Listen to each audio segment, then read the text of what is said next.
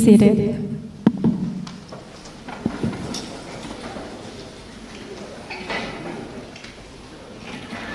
Ladies and gentlemen, welcoming dance presented by Gentari Paguntaka. This dance called Penyumbang Singal originates from the art of the Tidung tribe, Jepin art. The word penyumbung in Tidung language is wearing, while singal is the headband for a man in Tidung tribe. Singal is worn during traditional events and welcoming noble guests. Ladies and gentlemen, please welcome Penyumbung Singal Dance.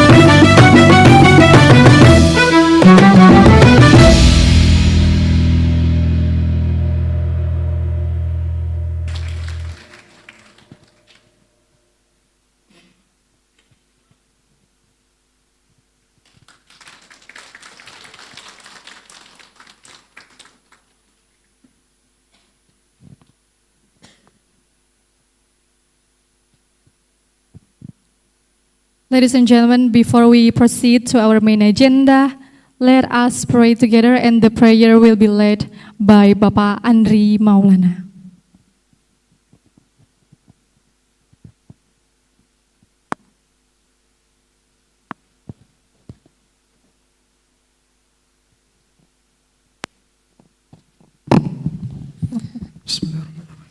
Assalamualaikum warahmatullahi wabarakatuh. Selamat pagi dan salam sejahtera bagi kita semua.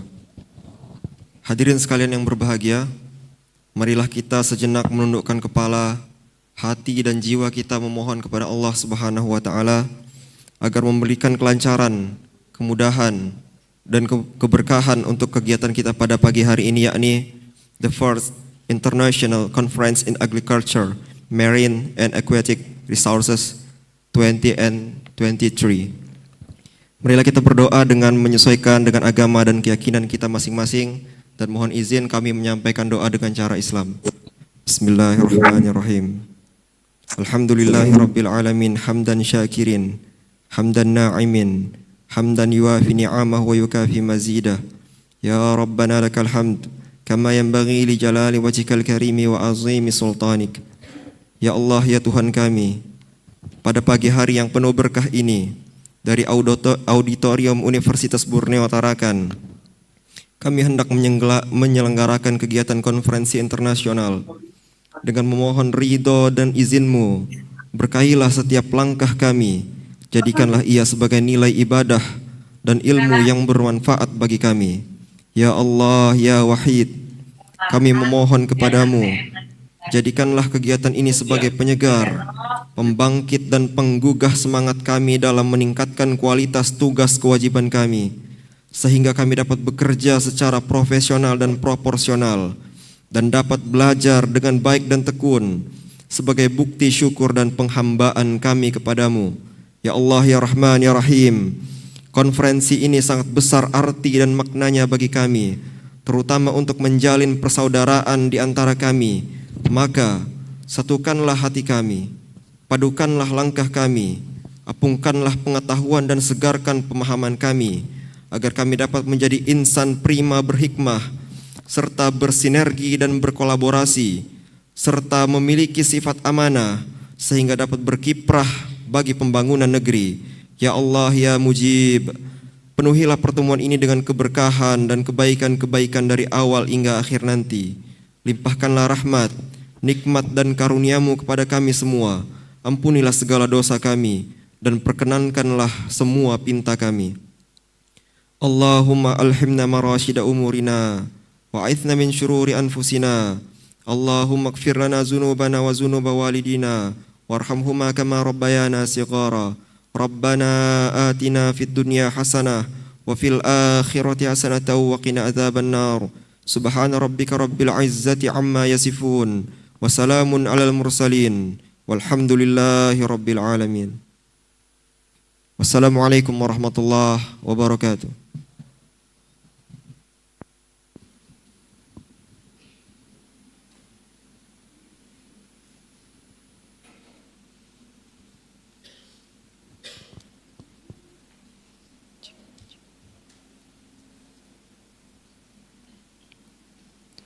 A speech and report from the Chief of Organizing Committee for Ibu Tuti Alawiyah, SSI MSI, time is yours.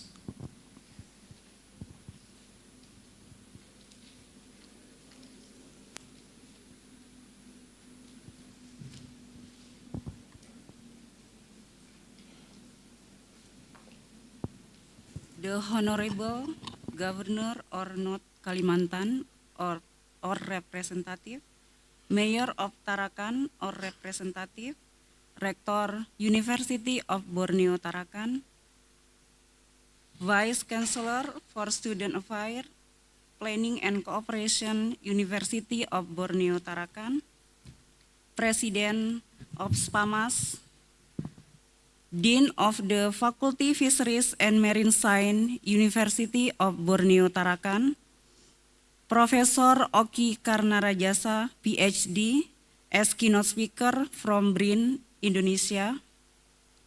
Profesor Dela Grace G.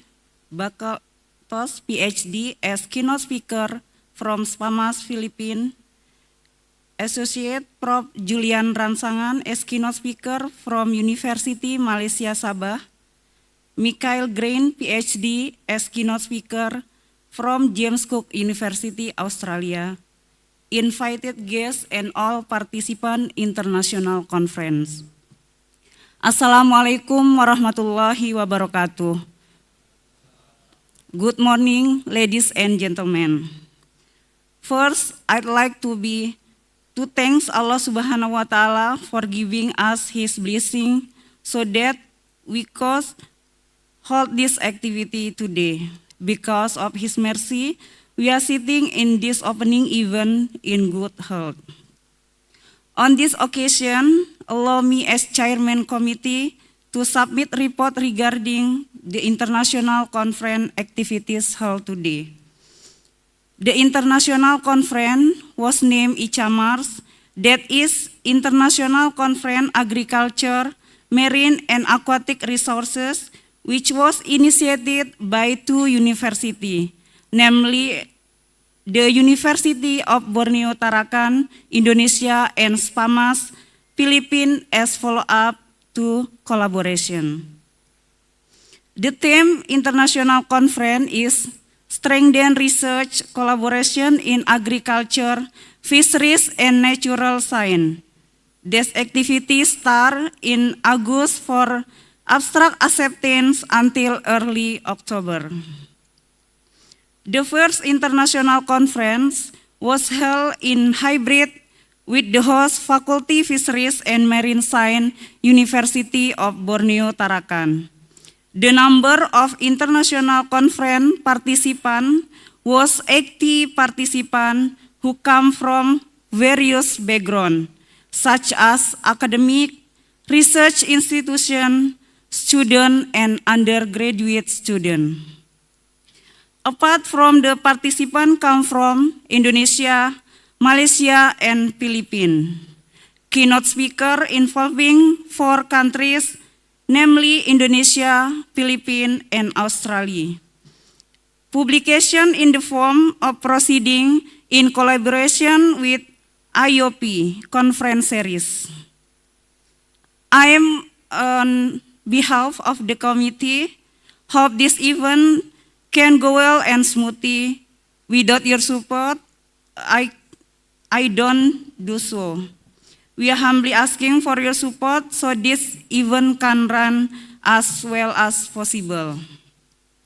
I would like to thank the committee for their hard work in making the event a success. If there are mistakes in the event, on behalf of the committee, I would like to apologize. That's all for me. Thank you for attention. Wassalamualaikum warahmatullahi wabarakatuh.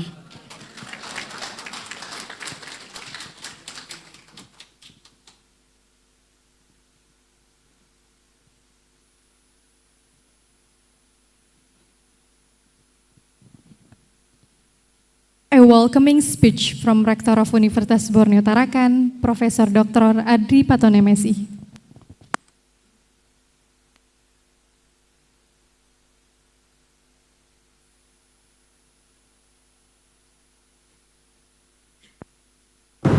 Ladies and gentlemen, good morning. My name is Professor Dr. Adri Paton, MSc. I am a Rector, Borneo University, Tarakan. Assalamualaikum warahmatullahi wabarakatuh. Good morning to our respected speaker and participation. In this special association, let me begin by giving you a warm welcome to International Conference in Agriculture, Marine, and Aquatic Resources with a scheme strengthen research collaboration in agriculture, fisheries, and natural science. I would like to express my gratitude to the Faculty of Fisheries and Marine Science as a host that sincerely committed to this event to make it succeed. This international conference is a collaboration event of Universitas Borneo Tarakan with Icamars, Philippines, as a follow-up to collaboration between two universities and two countries. Implementation of international conference is an effort to build collaboration among universities in several continents, not only with the Philippines, but also with Malaysia, example under the countries, Australia, and the National Research and Innovation Agency, or BRIN. The International Conference is also a forum for Universitas Borneo Tarakan lecturer to disseminate research result on an international scale, because lectures, publication, and the effort for university to be a credible and leading university. Not only that, through scientific forum, lecture also open a great networking and starting a collaboration with lecturers from other university or from research institution who have participated in international seminary activities. Once again, I congratulate the Faculty of Fisheries and Marine Science for their collaboration so that this international conference can be held today. Good luck for all. Thank you very much. Morning.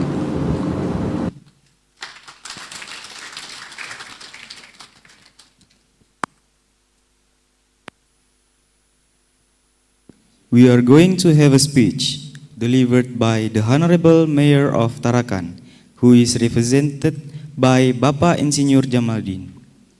To Bapak Insinyur Jamaluddin, time is yours.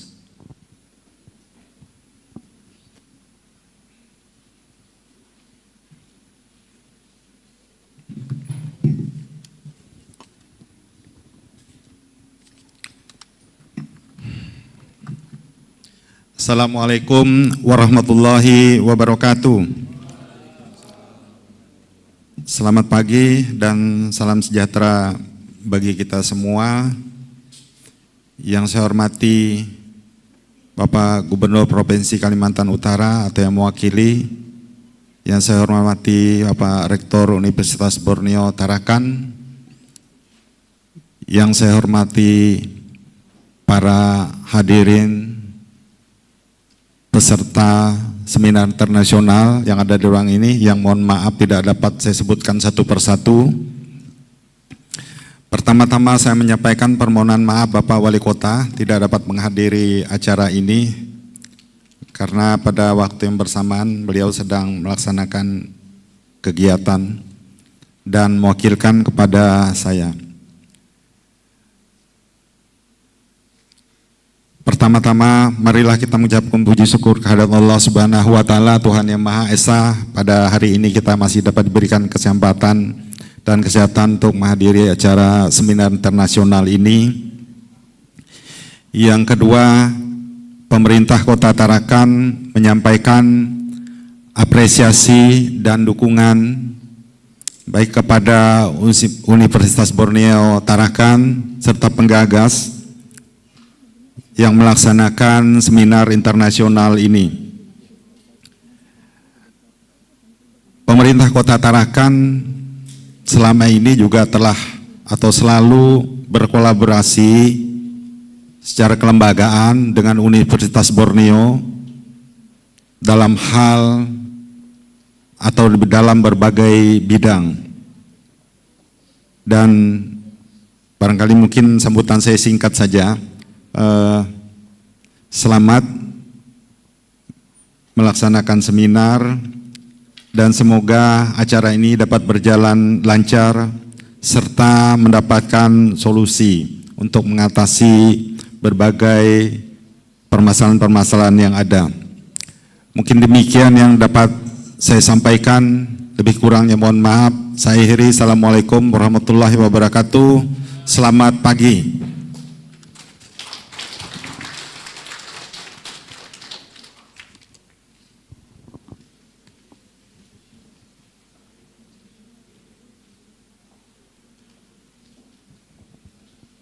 Ladies and gentlemen, speech by the Honorable President of the Southern Philippines Agribusiness and Marine and Aquatic School of Technology, Dr. Lynette A. Bontia.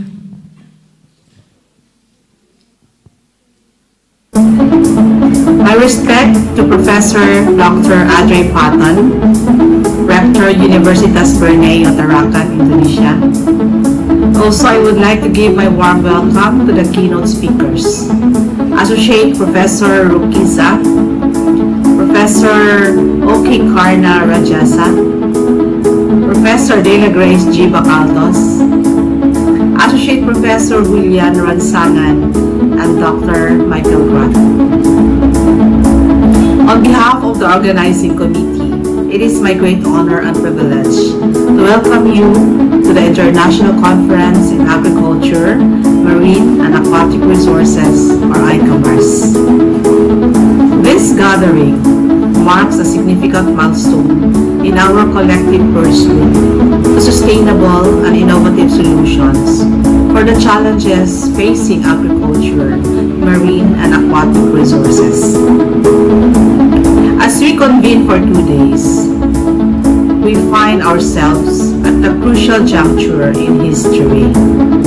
Agriculture, marine, and aquatic resources are not only central to global food security, but also critical to the well-being of our planet and its inhabitants. With rising populations, changing climate patterns, and evolving environmental concerns, the need for interdisciplinary collaborations and groundbreaking research has never been pressing. Over the course of this conference, we aim to foster a dynamic exchange of ideas, experiences, and knowledge among experts, researchers, policymakers, and students this part of the world. Our agenda encompasses a wide array of topics, ranging from sustainable farming practices and fisheries management to agriculture innovations and marine ecosystem conservation. Through plenary sessions, panel discussions, workshops, and presentations, we hope to generate insights and solutions that will shape the future of these areas, ensuring they continue to thrive while maintaining ecological balance and safeguarding the livelihoods of communities that depend on them. Furthermore, this conference provides an invaluable platform for networking, forging partnerships, and discovering new opportunities for collaboration. The diversity of perspective and expertise gathered here will undoubtedly spark innovative approaches and drive progress in the fields of agriculture, marine, and aquatic resources.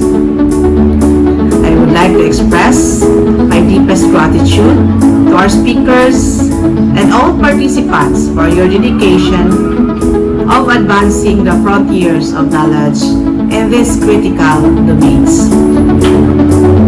Your presence here is a testament to your commitment to the betterment of the world. I encourage you all to engage wholeheartedly in the discussions, share your insights, and take full advantage of this unique opportunity to contribute to a more sustainable and resilient future for agriculture, marine, and aquatic resources. Once again, welcome to the International Conference in Agriculture, Marine, and Aquatic Resources. Let us embark on this journey of discovery and collaboration together.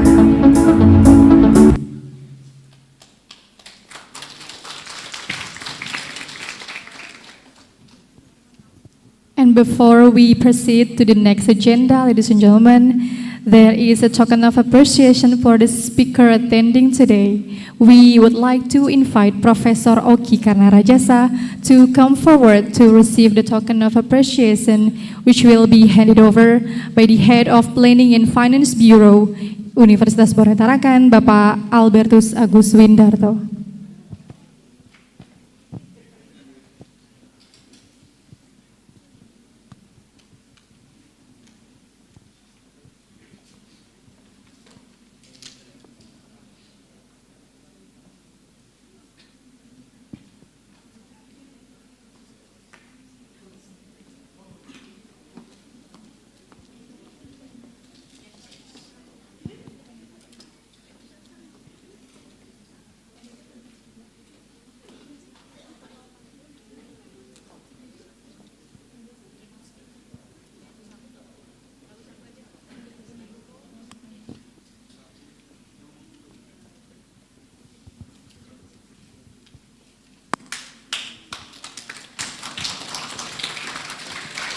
We also would like to invite Bapak Rukisa, PhD, as one of the keynote speakers today to receive the token of appreciation from the Head of Planning and Finance Bureau, Universitas Borneo Tarakan, please. From Pak Albertus to Bapak Rukisa. Yeah.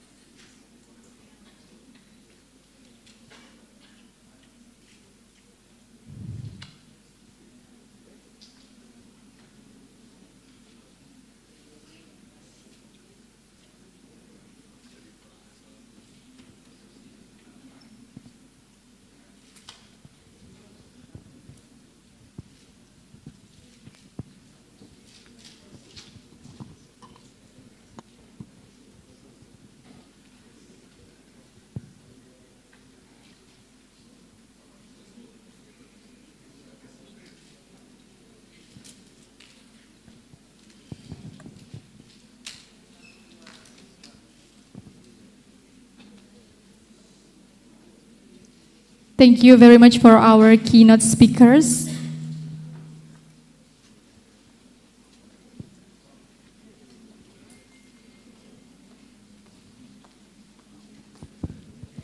Ladies and gentlemen, we invite you to have 30 minutes of a coffee break. Please do enjoy the snack and beverage that have been provided by the committee right behind you. And in this 30 minutes break, we would also like to invite our guest speakers and participants, also the committee, to take pictures in front of the main stage. So please join us to the stage, all guests and participants, please, to take a photo session together.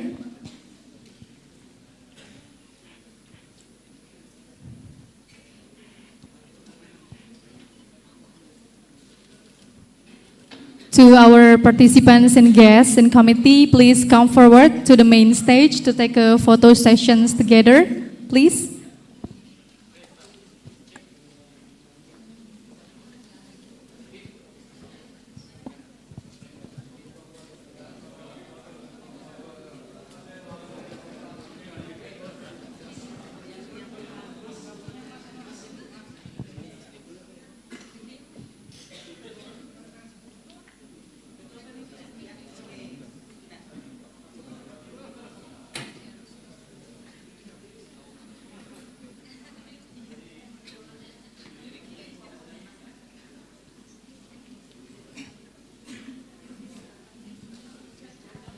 Once again, we'd like to invite all the participants to come to the main stage to take a picture together, please.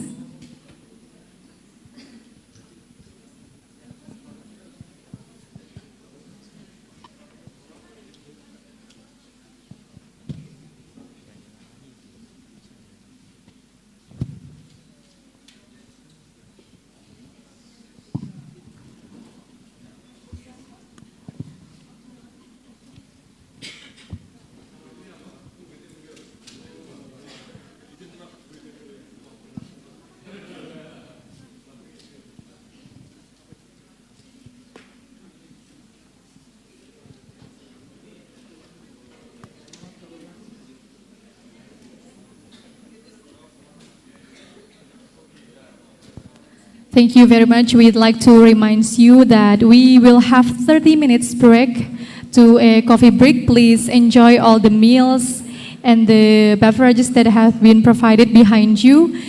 While having your coffee break, you can also go to the main stage to take picture for your personal documentation. Thank you. Please be informed that we will start the first session after the coffee break.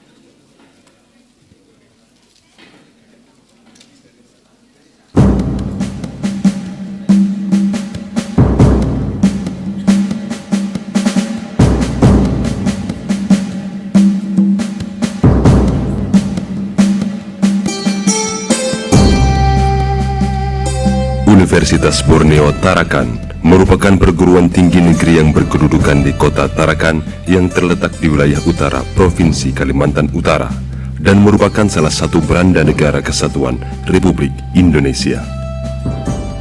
Universitas Borneo Tarakan juga terletak pada wilayah perbatasan Indonesia dengan Sabah Malaysia yang secara geopolitik dan geoekonomi memiliki peranan penting.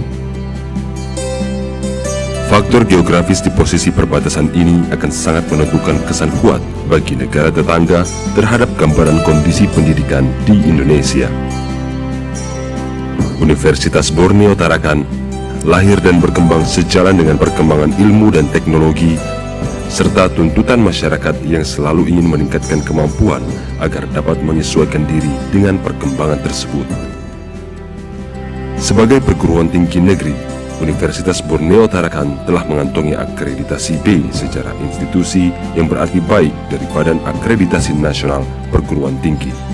Sedangkan untuk tingkat program studi, 90% telah terakreditasi B.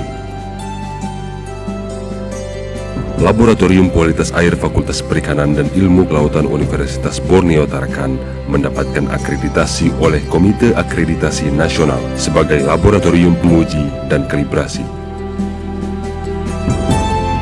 Perpustakaan Universitas Borneo Tarakan telah mengantongi sertifikat sistem manajemen mutu untuk layanan dan operasional pada UPT Perpustakaan. Perolehan sertifikat tersebut merupakan bentuk komitmen dari pimpinan universitas dalam upaya meningkatkan mutu pelayanan kepada pemustaka. Sebagai universitas yang berada dalam kawasan dengan potensi kekayaan sumber daya pesisir dan kelautan, sumber daya alam darat baik hayati maupun non-hayati yang sangat beragam, hutan tropis, serta letak geografis yang strategis, Universitas Borneo Tarakan terus bertumbuh menjadi perguruan tinggi terkemuka dengan mengelola 7 fakultas yang terdiri dari 27 program studi, yaitu Fakultas Perikanan dan Ilmu Kelautan,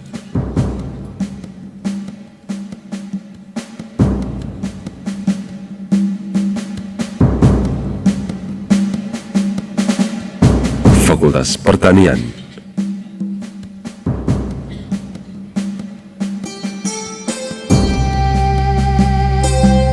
Fakultas Teknik.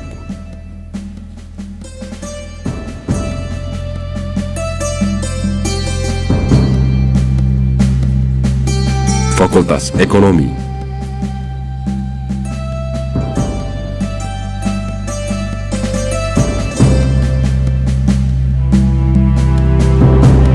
Fakultas Keguruan dan Ilmu Pendidikan.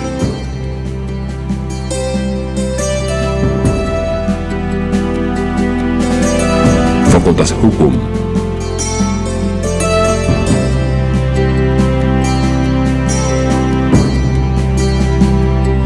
Fakultas Ilmu Kesehatan.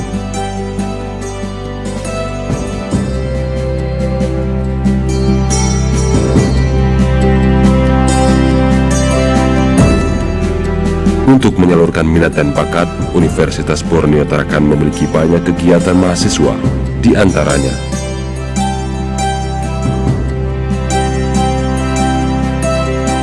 dalam rangka terus mengembangkan pendidikan, Universitas Borneo Tarakan melaksanakan berbagai macam kerjasama, baik kerjasama dalam negeri maupun kerjasama luar negeri. Di antaranya adalah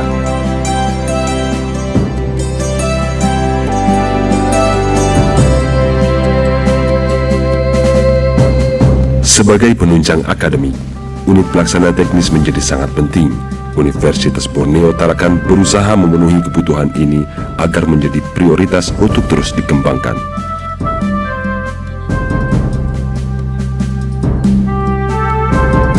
Beberapa alumni telah membuktikan diri menjadi insan yang mampu mengintegrasikan ilmu pengetahuan dan moral dalam menebar kebermanfaatan bermacam rumpun keilmuan.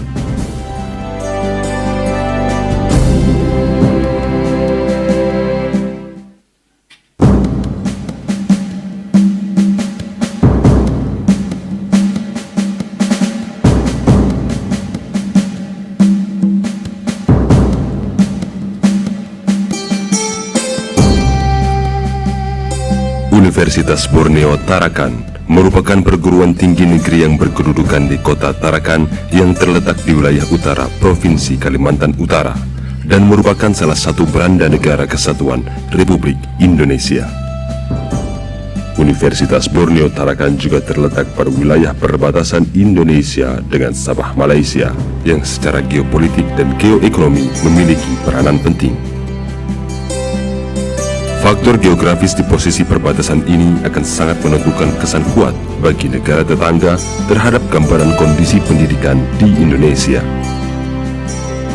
Universitas Borneo Tarakan lahir dan berkembang sejalan dengan perkembangan ilmu dan teknologi, serta tuntutan masyarakat yang selalu ingin meningkatkan kemampuan agar dapat menyesuaikan diri dengan perkembangan tersebut. Sebagai perguruan tinggi negeri, Universitas Borneo Tarakan telah mengantongi akreditasi B secara institusi yang berarti baik dari Badan Akreditasi Nasional Perguruan Tinggi. Sedangkan untuk tingkat program studi, 90% telah terakreditasi B. Laboratorium Kualitas Air Fakultas Perikanan dan Ilmu Kelautan Universitas Borneo Tarakan mendapatkan akreditasi oleh Komite Akreditasi Nasional sebagai laboratorium penguji dan kalibrasi. Perpustakaan Universitas Borneo Tarakan telah mengantongi sertifikat sistem manajemen mutu untuk layanan dan operasional pada UPT Perpustakaan. Perolehan sertifikat tersebut merupakan bentuk komitmen dari pimpinan universitas dalam upaya meningkatkan mutu pelayanan kepada pemustaka. Sebagai universitas yang berada dalam kawasan dengan potensi kekayaan sumber daya pesisir dan kelautan, sumber daya alam darat baik hayati maupun non-hayati yang sangat beragam, hutan tropis, serta letak geografis yang strategis, Universitas Borneo Tarakan terus bertumbuh menjadi perguruan tinggi terkemuka dengan mengelola 7 fakultas yang terdiri dari 27 program studi, yaitu Fakultas Perikanan dan Ilmu Kelautan,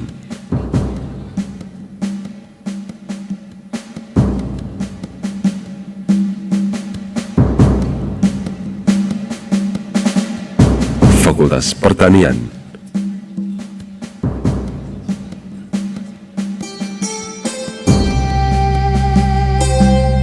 Fakultas Teknik,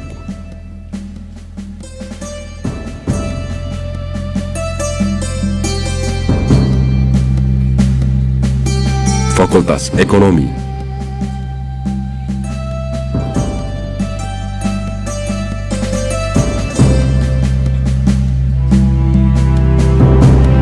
Fakultas Keguruan dan Ilmu Pendidikan,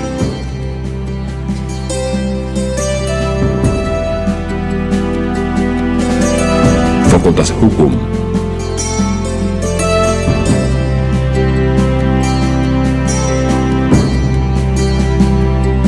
Fakultas Ilmu Kesehatan,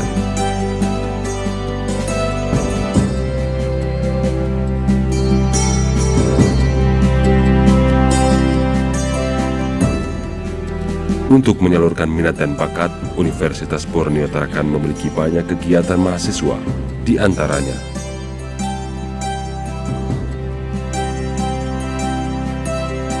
dalam rangka terus mengembangkan pendidikan, Universitas Borneo Tarakan melaksanakan berbagai macam kerjasama, baik kerjasama dalam negeri maupun kerjasama luar negeri. Di antaranya adalah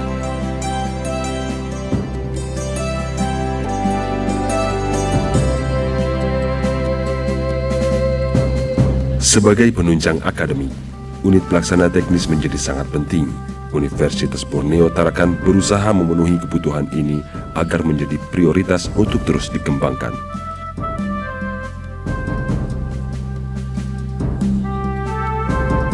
Beberapa alumni telah membuktikan diri menjadi insan yang mampu mengintegrasikan ilmu pengetahuan dan moral dalam menebar kebermanfaatan bermacam rumpun keilmuan.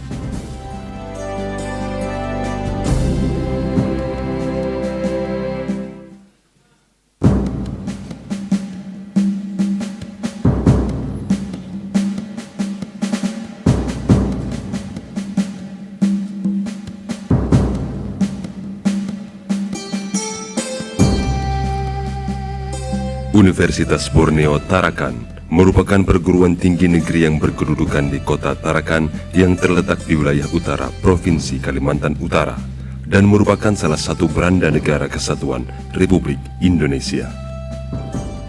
Universitas Borneo Tarakan juga terletak pada wilayah perbatasan Indonesia dengan Sabah Malaysia yang secara geopolitik dan geoekonomi memiliki peranan penting.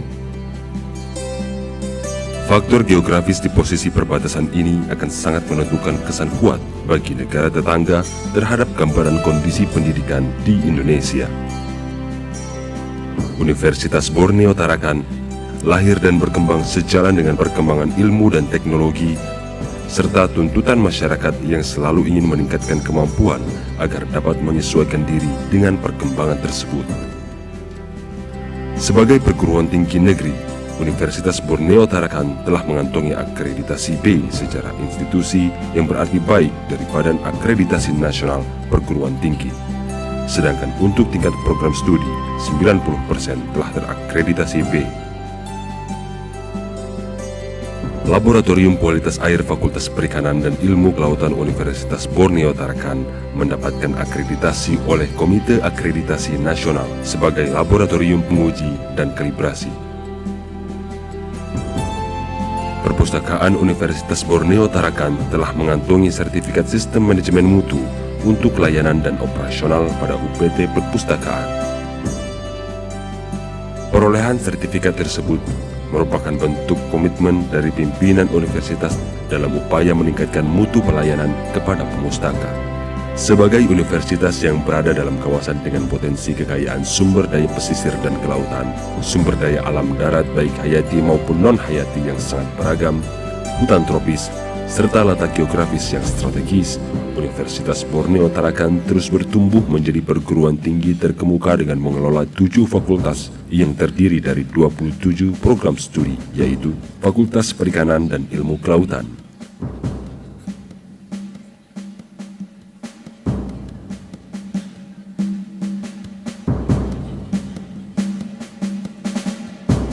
Fakultas Pertanian,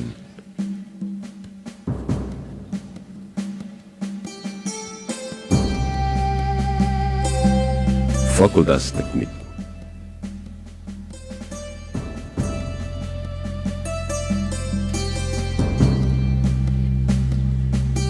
Fakultas Ekonomi,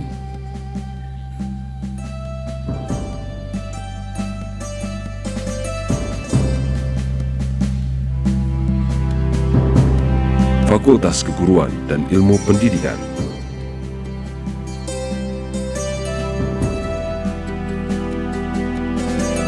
Fakultas Hukum,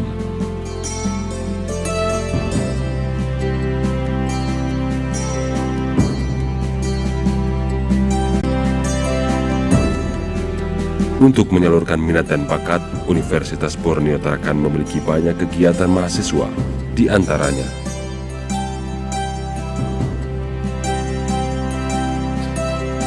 dalam rangka terus mengembangkan pendidikan, Universitas Borneo Tarakan melaksanakan berbagai macam kerjasama, baik kerjasama dalam negeri maupun kerjasama luar negeri. Di antaranya adalah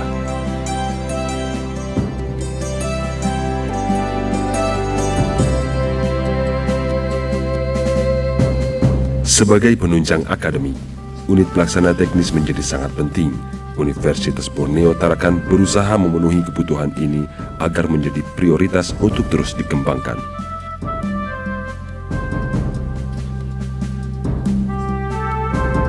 Beberapa alumni telah membuktikan diri menjadi insan yang mampu mengintegrasikan ilmu pengetahuan dan moral dalam menebar kebermanfaatan bermacam rumpun keilmuan.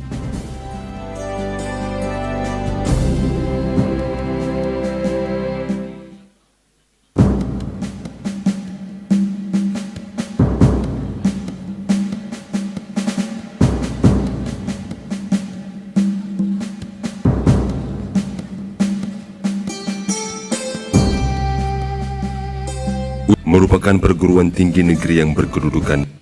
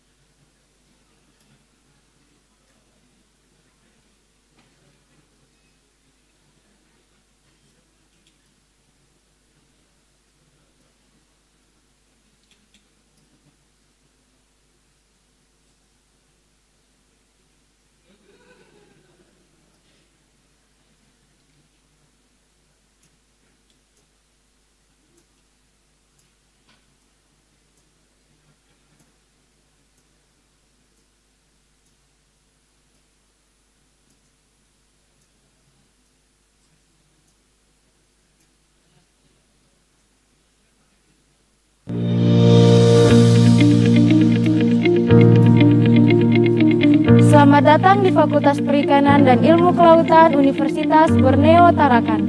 Program Studi Teknologi Hasil Perikanan. Teknologi Hasil Perikanan Universitas Borneo Tarakan berdiri pada tahun 2018. Hal ini menjadikan satu-satunya jurusan pemanfaatan hasil perikanan di Kalimantan Utara. Mari kita lanjutkan pembahasan tentang program perikanan. Nah, salah satu biopolikan dari program perikanan adalah pitosa yang dapat kita olah dari kulit udang. Metode yang digunakan belajar adalah blended learning dan pengajar sudah ahli di bidangnya masing-masing.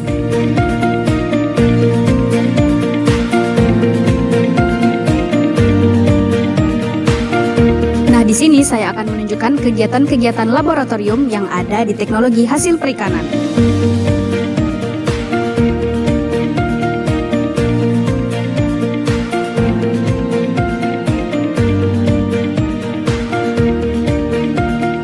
Demi meningkatkan pengetahuan keilmuan dan skill mahasiswa dalam belajar, sarana dan prasarana sangat penting. Salah satunya melalui proses praktikum. Terdapat beberapa laboratorium yang digunakan dalam proses belajar mengajar.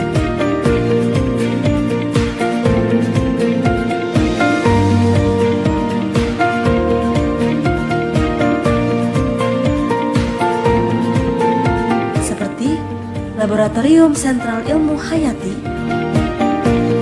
Laboratorium Nutrisi dan Pakan Ikan, dan Laboratorium Pengolahan Ikan.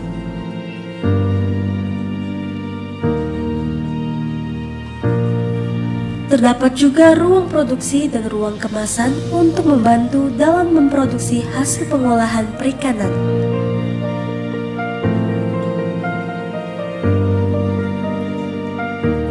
Ladies and gentlemen, we will start the plenary session shortly.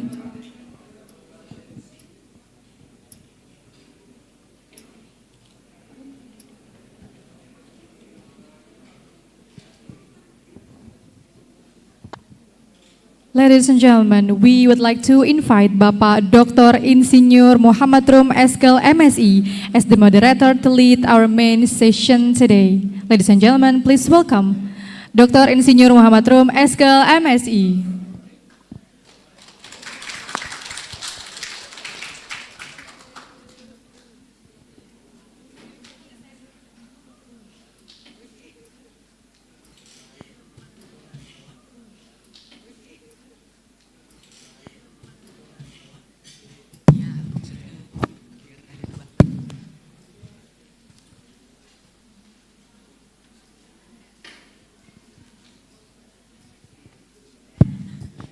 Thank you, ladies and gentlemen. Let's move to next season, our main event, the Icamars International Conference in Agriculture, Marine and Aquatic Resources 2023. Alhamdulillah, we are here. We have. I just confirmed to our chairman of the conference, Ibu Tuti. In total, we have at least 80 paper in our event. But in the main event, we have 5 keynote speaker. We have 5 speaker.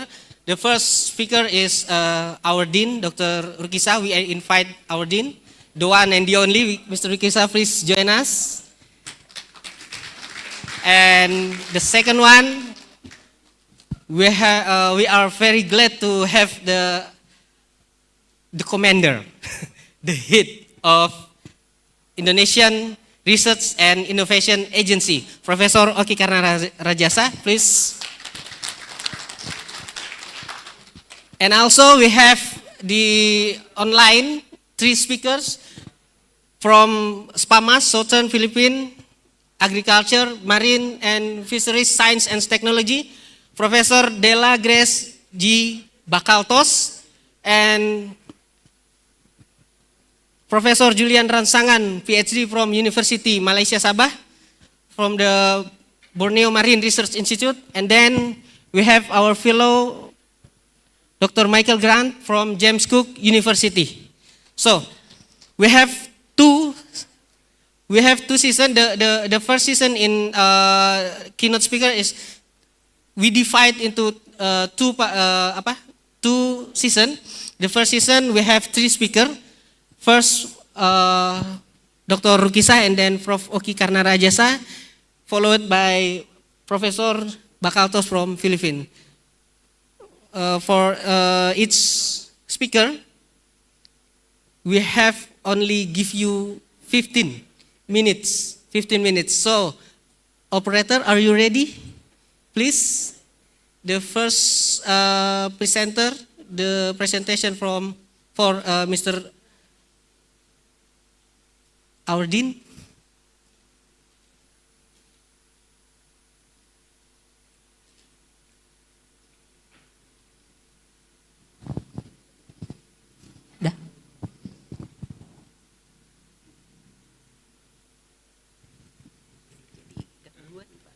Ada gangguan jaringan kemarin aman? Sudah di itu. Kabel laut, Prof. Yang Mata Nusa itu, Prof.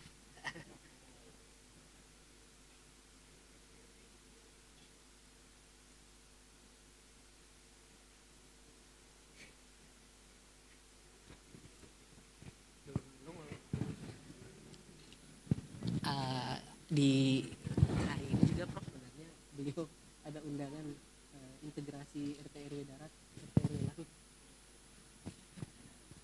Kebetulan kami bantu menyusun, membantu seperti itu. Ya,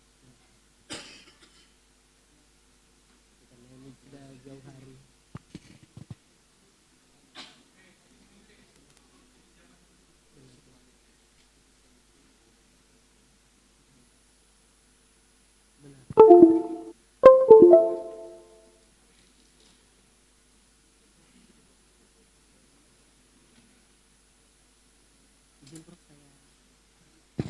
Okay, the first presenter is Mr. Rukisa. The title of the presentation is Implementation of a Blue Economy Based on Seaweed Cultivation. Lesson learned from development and problems in Nunukan Regency. In Indonesia, beliau akan menyampaikan pelajaran dari budidaya massal rumput laut. Apa potensinya, apa masalahnya. So 15 minutes, please. Thank you, Mr. Rum. I want to start.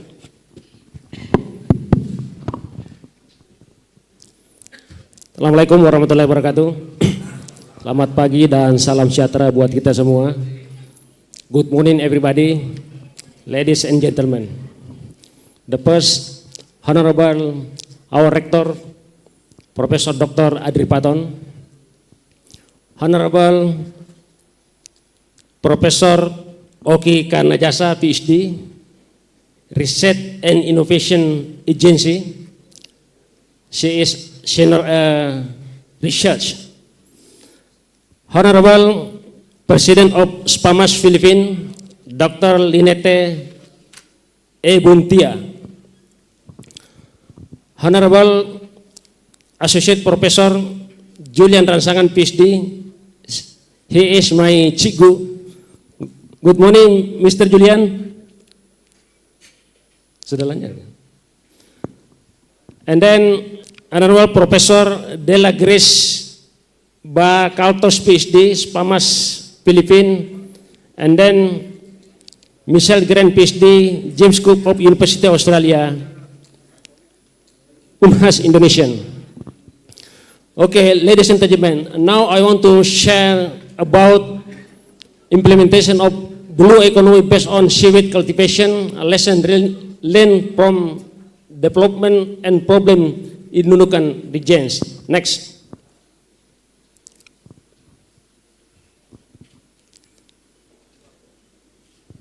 Next. Any problem is our infrastructure from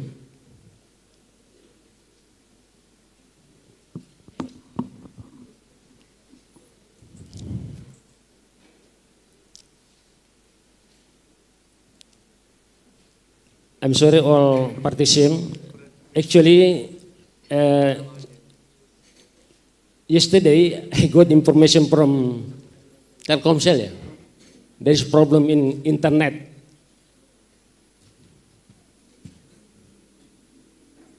Okay, ladies and gentlemen, blue economy is sustainable use of ocean resource for economic growth, improve livelihood and job, and ocean ecosystem health.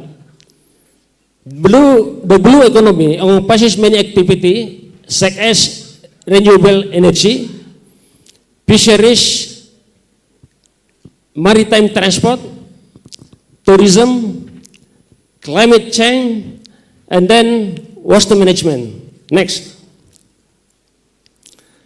Indonesian blue economy, the development framework supporting global initiative achieving the 2020 agenda on sustainable development goals atau biasa disebut SDGs. Ladies and gentlemen, I want to show the main Nunukan aquatic research. There is seaweed, and then crabs, Scylla serrata, and then Penos monodon, and many fishes. Next. I want to show this picture, seaweed farming area extensification dari Nunukan waters. 2030 area seaweed farming only 2,748 hectare, and then now around 2020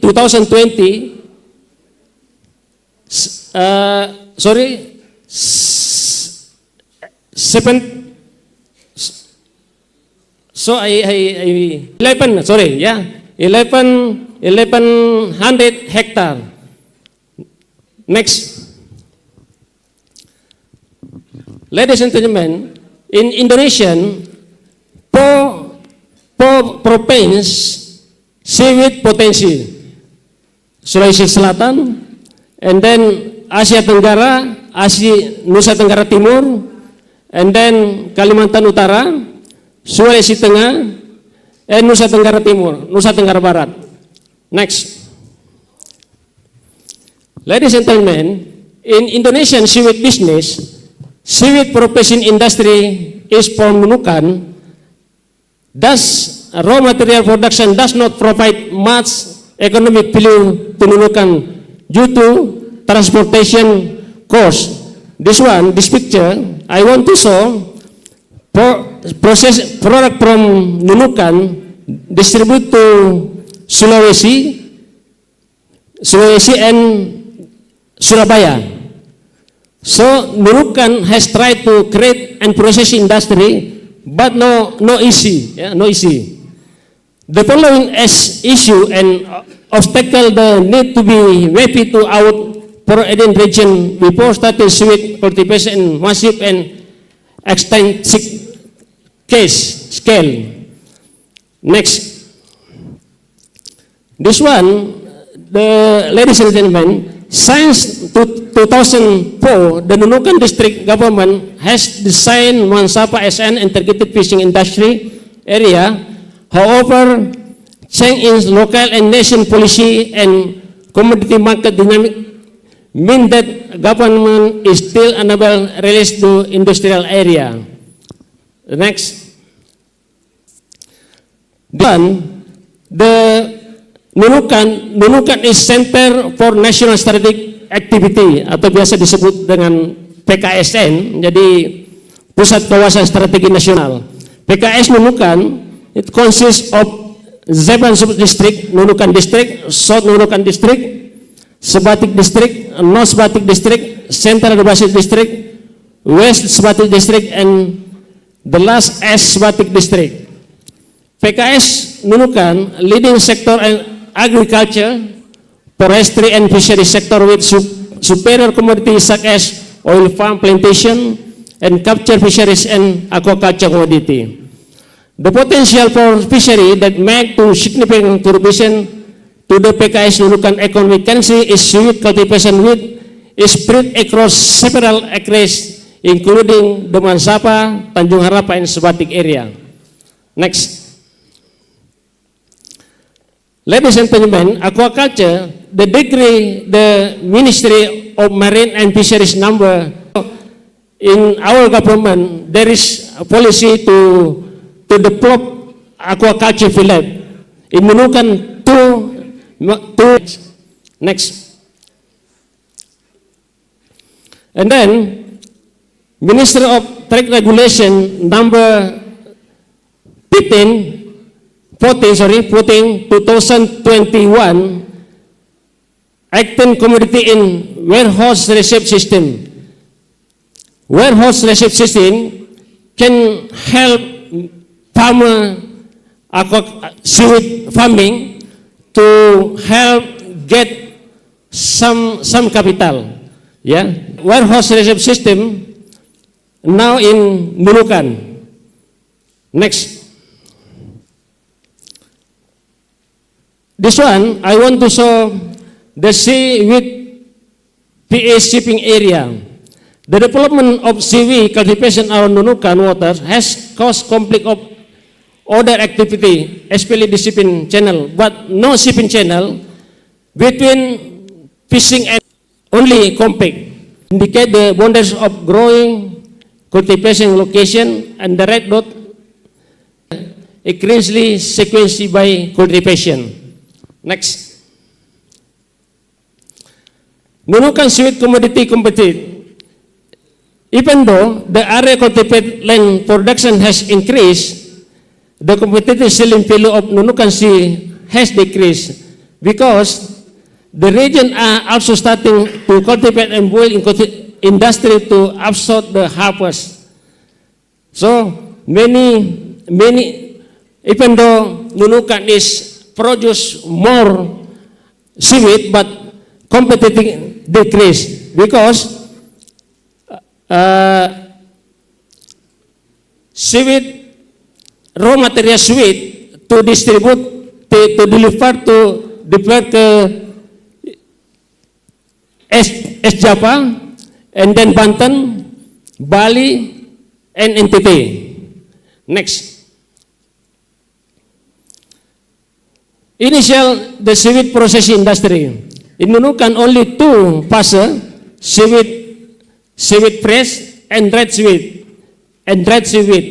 And then in Java and Sulawesi, only to process half finished simple process, and alkali treat cottony, semi refined keraginan, and refined keraginan without cellulose.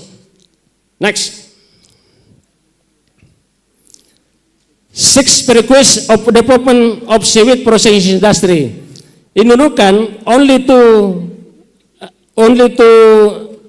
items to support industry, processing industry seaweed: raw material and supporting infrastructure, electrical capacity, water and chemical and labor force still problem. Next. And then the last, aquaculture seaweed in Nunukan can improve problem because, you know, in process aquaculture seaweed use plastic bottle. Whether seaweed cultivation boys will be source of microplastic. This one you can see the Temora coffee pot, red microplastic wrap around Temora pot and species of zooplankton. Next, the end. Thank you very much for attention. Terima kasih. Assalamualaikum warahmatullahi wabarakatuh. Thank you, Mr. Rukisah. The second one, we have Professor Oki. The title of his presentation is The Role of BRIN in Supporting Research and Innovation Ecosystem in Indonesia. Please, Professor. Slide, please.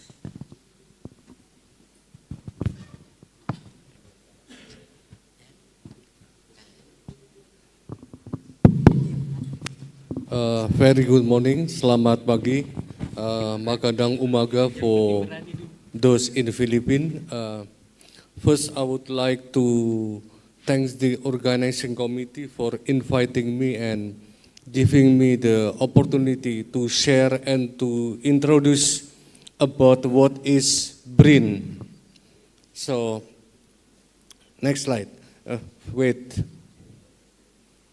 Back to the first slide. So my talk will be on the role of BRIN in supporting research and innovation ecosystem in Indonesia. I'm Oki from the Research Organization for Earth Sciences and Maritime. Next slide. What is BRIN?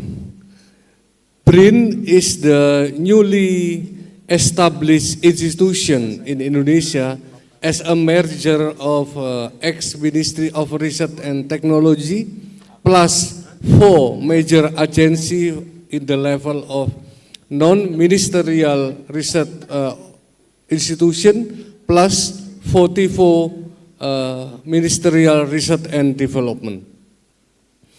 And BRIN has 3 functions. Number 1 is to be the policy making agency, and then funding agency, as well as the executing agency.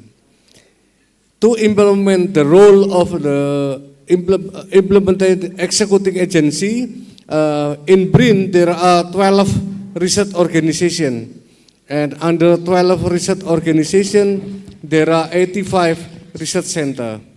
BRIN is directly under the president, and the chairman is helped by 7 deputies to run BRIN. Next slide. BRIN campuses are distributed in more than 16 provinces in Indonesia. As you can see here in the right, on the left side, there are 4 main campuses in Cibinong, and then Serpong, in Bandung, and in Jakarta. Next slide. Centers under Sciences and Maritime, which is to today's meeting. So under my office, there are 10 research centers, namely number 1 is geospatial, number 2 is geological disaster, and then number 3 is climate and atmosphere. And then we have geological resources, we have fisheries, and then we have deep sea, we have oceanography, and then we have conservation of marine and inland water resources, as well as marine bioindustry. As you can see here in the slide, we have located in different campuses in Jakarta, and then we have in Bandung, we have in Ambon, as well as in Lombok. Next slide.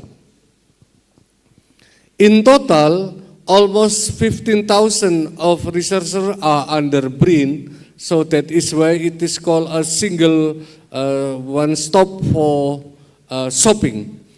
Whatever you need, any expertise, you may contact BRIN so that we will be able to help you to find the right expert in particular area. Next slide. This is one of our lab. It's called Latte in Jakarta Ancol. It is an 8-story building equipped with a very state-of-the-art equipment that can be used for those working in the area of oceanography. Next slide. Another facility is Pari Island Research Station, which is only about 1 hour by speedboat from Marina in Ancol.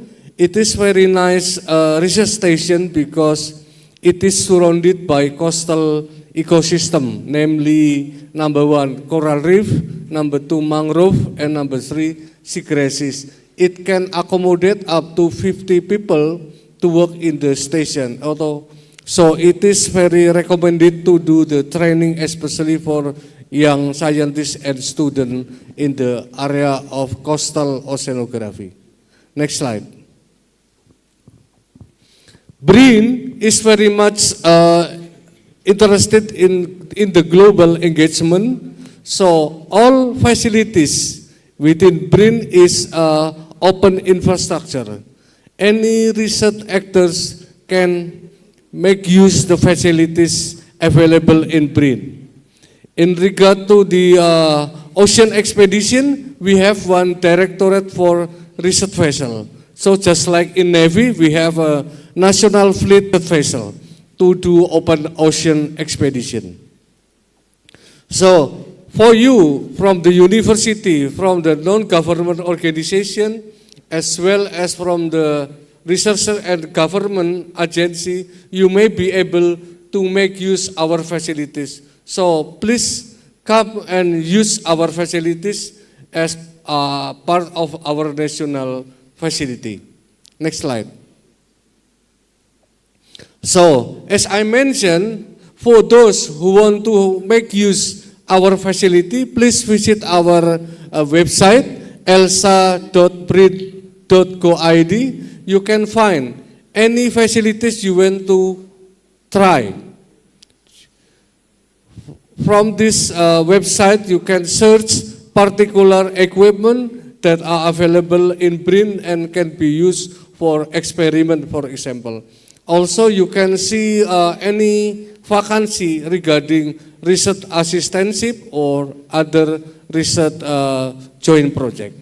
Next slide. BRIN currently is managing the profit sharing of Research Endowment Fund by LPDP. So approximately at the moment there are about Indonesian rupiah funding for Research Endowment Fund available in the LPDP.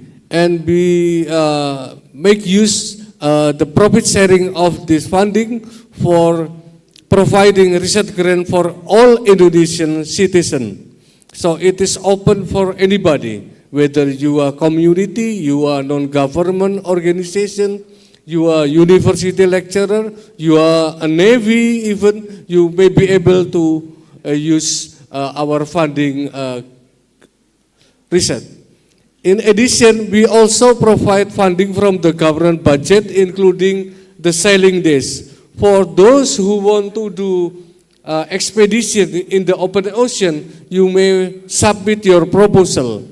Once you accept it and select it, then you will be able to join on board of our research vessel for free for at least 10 days. So I think it is a good opportunity for those from Borneo Tarakan University to apply for this opportunity. And then we have also Research Collaborative Center. This is open for the proposal should become from the university. We can provide funding up to 7 years, but you have to include the BRIN scientists to be part of your team. And so this will be another opportunity for our friend from Tarakan to apply in collaboration with our friend from BRIN. This also can be used a vehicle for those who want to have collaboration with international partners. So you may ask your international partners to jointly submit proposal for Research Collaborative Center. Next slide. These are our priorities in the research and development area. So basically we are very interested in digital and biodiversity research and its value added development and marine environment. And also research on COVID-19, space and technology, and then scientist collaboration development, as well as technology for disaster management and mitigation. Next slide. BRIN is an institution responsible for managing talent management for research and innovation. So we provide funding for human capacity building from the high school, student, staff, and senior staff. So here we have a different scheme. For example, we provide research assistantship, scholarship for those who want to do their master or PhD research in BRIN. And then we provide mobility researcher mobility for those coming from foreign countries. So next slide. BRIN provides scholarship through what we call it degree by research. So if anyone from Tarakan want to do a master or PhD degree in PTNBH or autonomous university, you may apply or register to the university, for example in Bandung, and then once you accept it, then BRIN will provide the tuition fee. So after you got the tuition fee, and then BRIN will provide the research grant. So the promoter will be from university, but the co-promoter will be from BRIN. So under that, you don't have to spend any money to do research. BRIN will cover not only tuition fee, but also the research grant.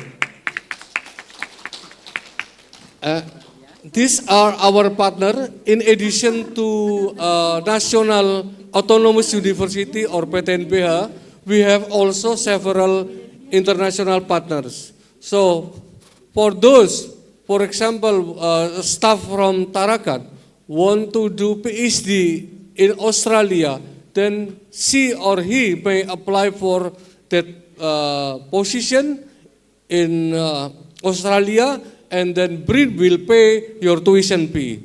But the research will be conducted in BRIN campus in Indonesia. In addition, we will be able to send you every year during your PhD program to visit foreign university to do some research activity, and then BRIN will pay your ticket, return ticket from Indonesia to Australia and Australia to Indonesia. So I think it is a very good opportunity, and this is open for Indonesian citizens, not only. So please use this opportunity. I offer also to the Navy staff who want to do in Indonesia or in abroad using degree by research, selected to be the recipient of this scholarship. So for those from international partners, I would like to use the opportunity to invite you to come to BRIN with BRIN staff. Through number one is visiting to spend as well as the living allowance during your stay in BRIN campus. And secondly, for those just who graduated from PhD program, within 5 years after graduation, we will be able to support you to come to BRIN from Philippines, for example, to spend at least 1 year, up to 2 years to do postdoctoral program. And then again, we will be able also to pay your return ticket as well as providing the monthly allowance. Next slide. And this is very new for those who just graduated from undergraduate or S1, and those who graduated from master degree. Next year, in late January 2024, BRIN and LPDB will launch a new program, BRIN LPDB Targeted Scholarship on related to this event is biodiversity, deep sea, and maritime. For those who just graduated from undergraduate program with maximum 25-year-old, you may be able to apply for PhD up to 5 years. We have already selected certain foreign university or international university as your destination. So you will select which university is very much interesting for you. Then once you are selected, then BRIN will provide the full scholarship through LPDP for you for 5 years. For those who just graduated from master degree, we will be able to support up to 4 years abroad. So please wait until late of January next year. Then you will see any opportunity to do master and PhD program in certain areas. So we are interested to send the candidate in the area of advanced biodiversity utilization.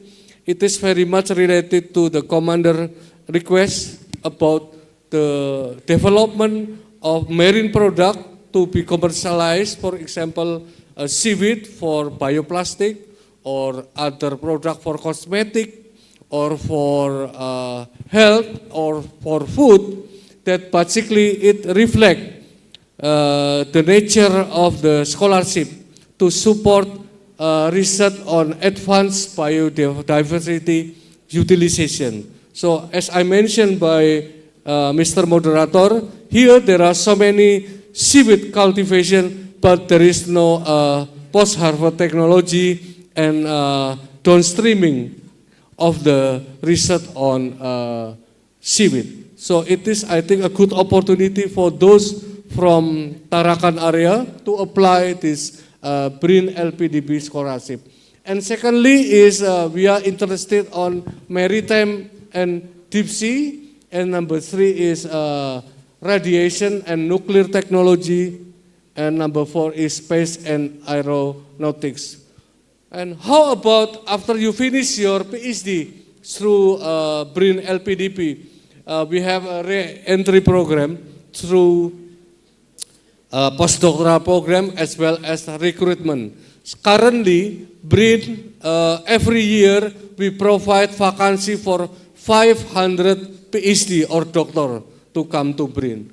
But at the moment, only less than 200 has been fulfilled. So the remaining, we need more PhD. So don't forget, take a note of this opportunity and please apply for this scholarship early next year.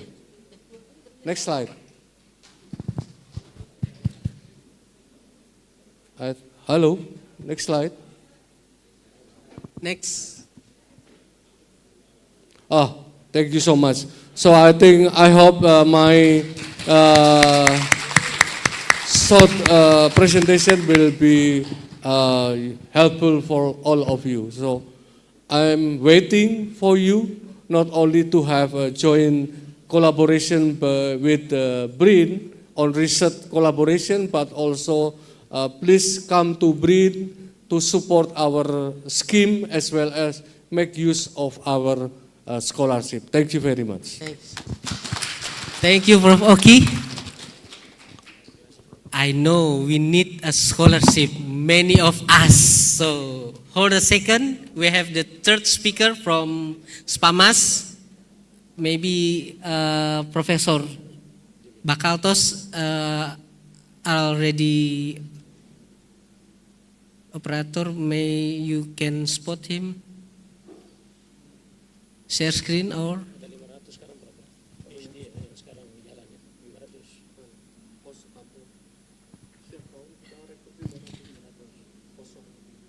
Professor Bakaltos from SPAMAS.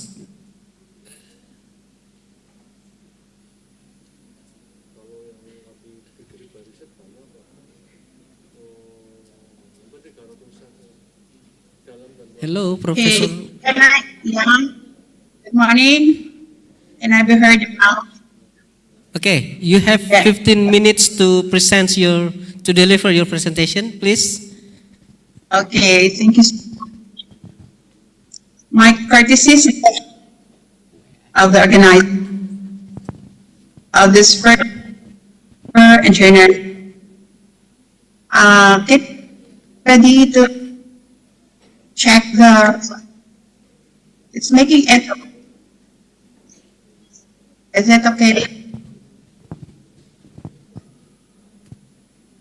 Okay. Allow me to keynotes on coastal earth in the context of STEM approach management.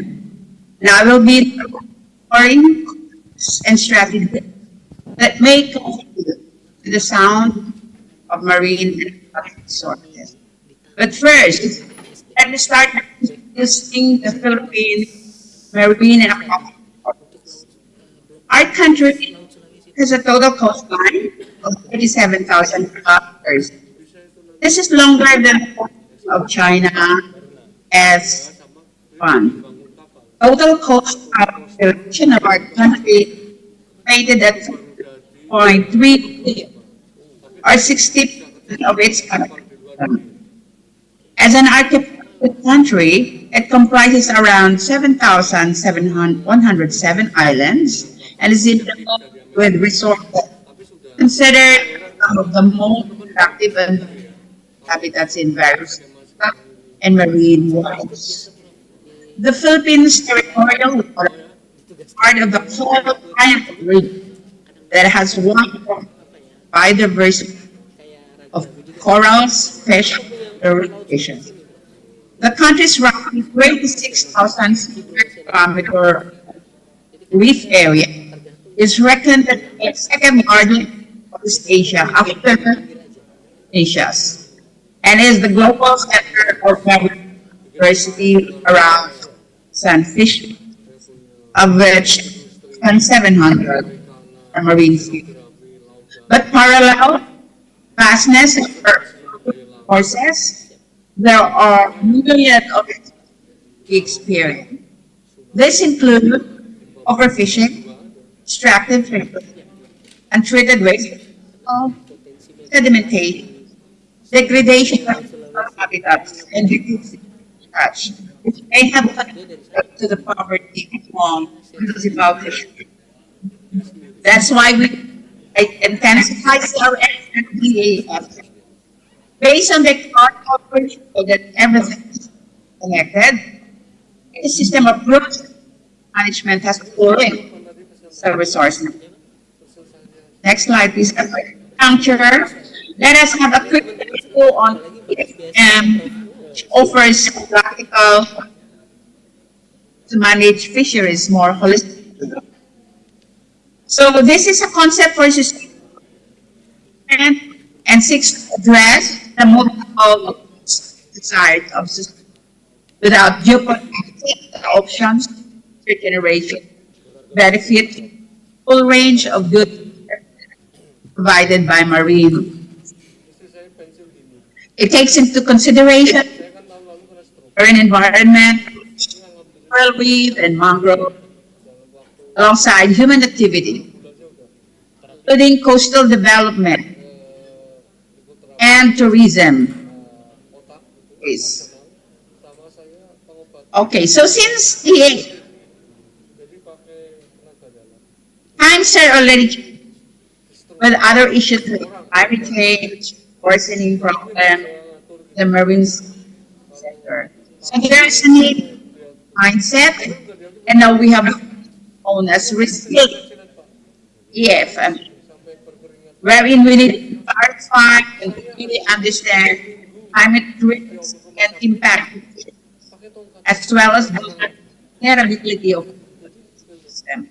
And we also need to coordinate and connect all private sectors, jurisdiction, as we adopt Reach the Reef approach of management. So the next slide would tell us that we really need to follow the Reach the Reef approach in order to have effective management of our coastal resources. Next slide would tell us that there are a lot of references already that we can use for coastal vulnerability assessment tools. And to name a few, we have references from the Corality Assessment Tool for coastal systems. So all these references are already describing the different tools for coastal vulnerability assessment. The next slide would tell us about MPAs. So marine protected area is another strategy for CRM and EAFM. So to have just a little review, marine protected area is any specific marine site that has reserved by law or effective means and is governed by specific rules or guidelines to manage activities and protect the entire or part of an enclosed coastal and marine environment. So MPAs has important functions such as serving as gateway for community involvement. It also acts as a training ground for community education and understanding the fisheries management principles. Further, it is also a shared platform for collaborative management involving community, NGOs, academia, and the government. We are proud that the Philippines is home to a range of 400 to 500 marine protected areas. Actually, this is the most in Southeast Asia, which were established by local government. As early as 1974, the first local MPA, the Sumilon Island Marine Sanctuary, was established by fishing communities with the support of Silliman University and the late Dr. Angel Alcala. If you know him, is very popular as to marine protected areas. So next slide would tell us that as the CRM and EEFM evolved, there are already a lot of conservation and management measures listed here in the slide. But let me dwell on the fisheries management areas wherein I am directly involved as a member of the management board of FMA2, which covers Davao Region and parts of Region 13 and Region 8. Fisheries management areas, or FMAs, are sites identified by the Department of Agriculture, Bureau of Fisheries and Aquatic Resources as major fishing grounds based on stocks boundary, range, distribution, structure of fisheries, and administrative subdivisions, which integratory and transparent governance framework and the mechanism to sustainably manage fisheries, to stop overfishing, fight illegal, unregulated, and reported fishing, and promote food security and poverty alleviation in the Philippines. As shown in the slide, there are about 12 FMAs in the Philippines, and this is based on number 263, and which took effect on February 9, 2019.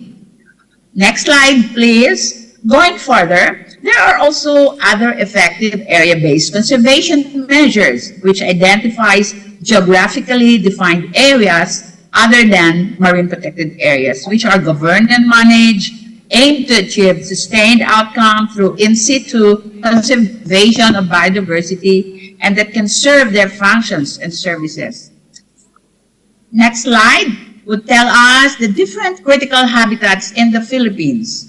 So in recognition of the importance of critical habitats as an efficient practice of conservation, the Department of Environment and Natural Resources issued the DNR Order 2007-02 that specifies the procedures in critical habitat establishment. By the way, critical habitats refer to sites outside protected areas under RA number 7586 that are known habitats of threatened species. These are the designated critical areas based on scientific data, taking into consideration species endemicity, richness, presence of man-made pressures, and threats to survival of wildlife living in the area, among others. So currently, there are 9 critical habitats declared and proclaimed through legal instruments, covering 60,000 hectares. So these are the areas that are declared for protection and specific species. And I would like to emphasize on the Carmen critical habitat, which protects actually marine turtles in the Philippines. To end my talk, allow me to leave you with these topics worth considering for research and development among academic and R&D institutions represented here in our international conference, Icamars. Knowing the current pressing issues with our marine and aquatic resources, we need to widen our perspectives and engage in comprehensive, interconnecting, and transdisciplinary researches. In this way, we can contribute to the attainment of the SDGs, specifically to SDG 14, and the conservation and management of our marine and aquatic resources, and most especially help our coastal communities. And collaboratively, we can become instrumental to achieving resilience and sustainability. Thank you, and more power.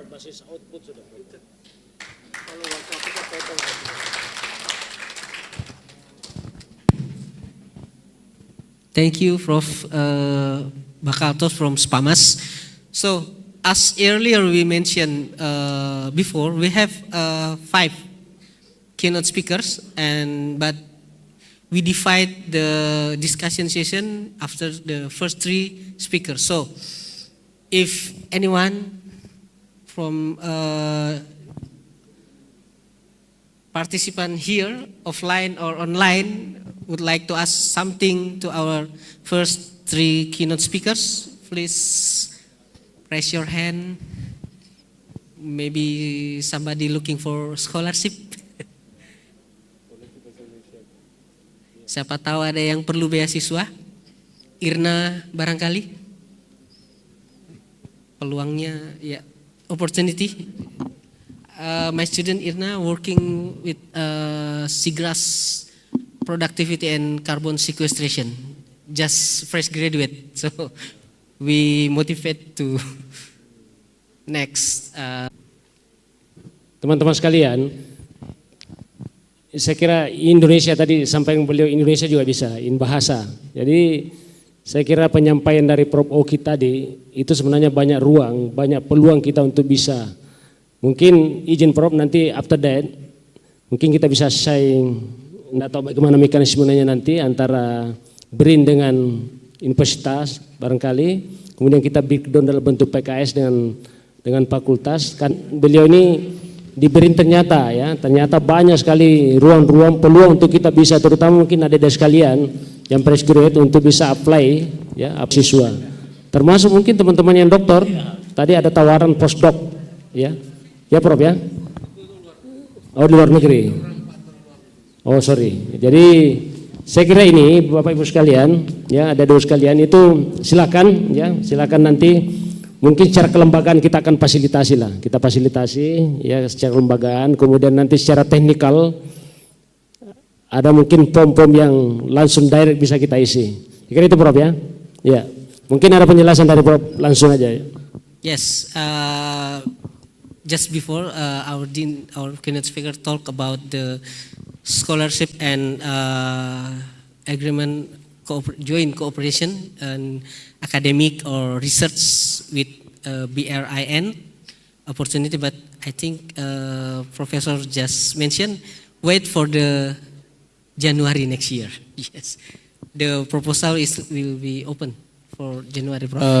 In response to the Dean, I think today I sign a letter of intent first, and then at least with a research organization for earth sciences and maritime, and then in parallel we will prepare our MOU or implementation agreement to detail. As for the degree by research, is already open actually. It has been 2 years so far. And while for the LPDP, BRIN LPDP targeted scholarship, yes, will be in January 2024. So for degree by research,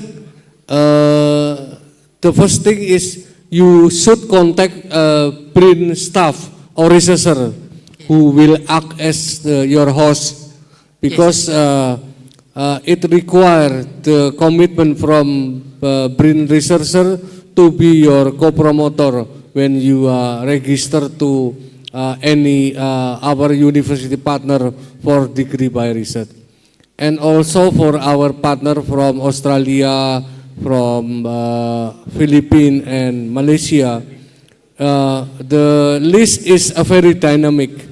We also welcome your university to be candidate of the destination university for the degree by research, as well as for the BRIN LPDP targeted scholarship. Also the destination university or the list is also a very dynamic. It can be revised or edit anytime whenever we agree on the cooperation. Thank you. Okay, thank you. What a big chance, I think. So maybe in online room, is there anyone to asking or discuss something from the presentation in? Yeah. Yeah. Yes, please. Yeah. About the blue economy. There are already in our country the Bangsa autonomous Muslim in the town establishing processing plant or so is there for collaboration of that line on the ones at the our blue economy?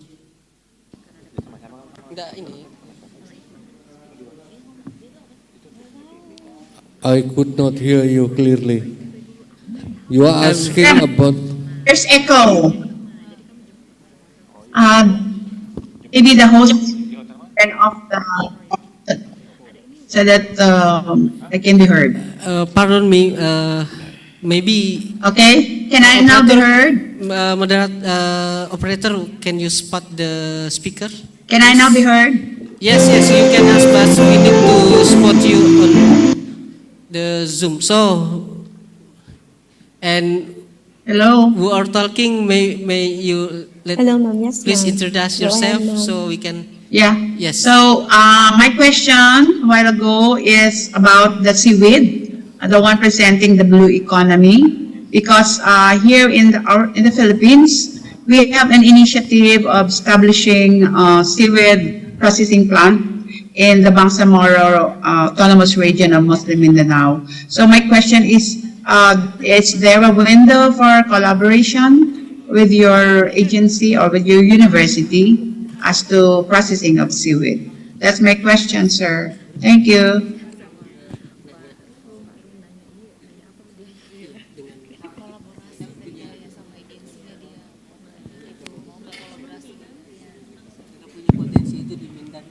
Yes.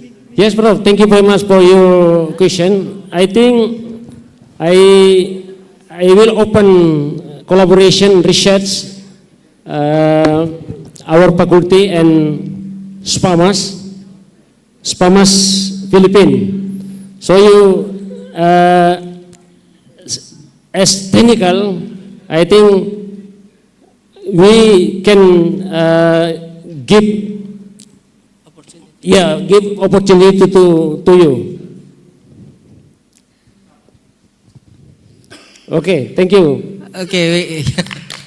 Thank you. Thank you.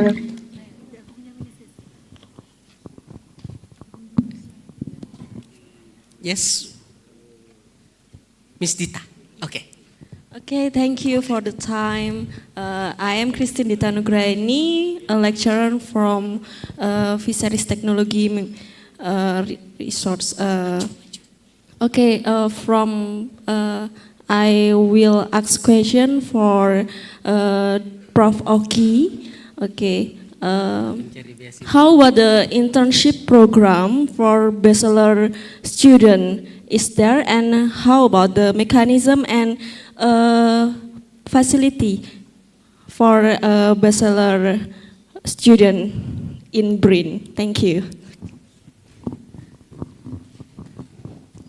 Yes, we support the MBKM program as well. So you can spend up to 6 months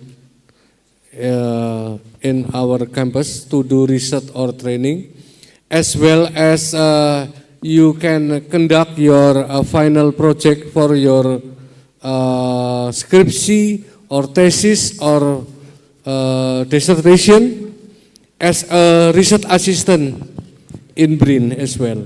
So basically for undergraduate, yes, there is a possibility you apply for the position as a research assistant. As I mentioned in my slide presentation, please go and visit elsa.brin.go.id. We update the vacancy and the opportunity every time, every day. So through that, and you will be asked to follow the procedure. So everything is online. And secondly, you can also contact for the management talent or talent management office. It is recommended that your university to have a contact the office of the Directorate for Talent Management to formalize the cooperation in terms of MBKM. But yes, it is there is a possibility to do your final projects through research assistantship. I think you will be given like honorarium around 3.5 million rupiah per month. Per month. In addition to do the research or internship, so there is a possibility. So in addition to for the degree by research, in addition to the tuition fee paid to the university, there is also a research grant as well as the research assistantship. In addition, we have a program what we call Barista. Barista is support for those who working on their final project, either as a scriptsy and then master and dissertation. When you're working on that project, then even not supported by BRIN, as long as you have communication, consultation, and collaboration with BRIN, the student may apply for support. We will be able to pay 2 semester tuition fee, and then once you finish the scriptsy or thesis or dissertation, then you submit to BRIN, then we will give you the incentive about 3 million for S1, and then 6 million for master, and then 9 million for PhD. But you need a collaboration with the staff. Just consultation is okay. There is no need to do research in BRIN. But when you're writing up or working on your project, then we support you to pay the 2 semester tuition fee and then incentive after you finish your study. Thank you. Yes, we have Prof. Jabarsa. Mike, please.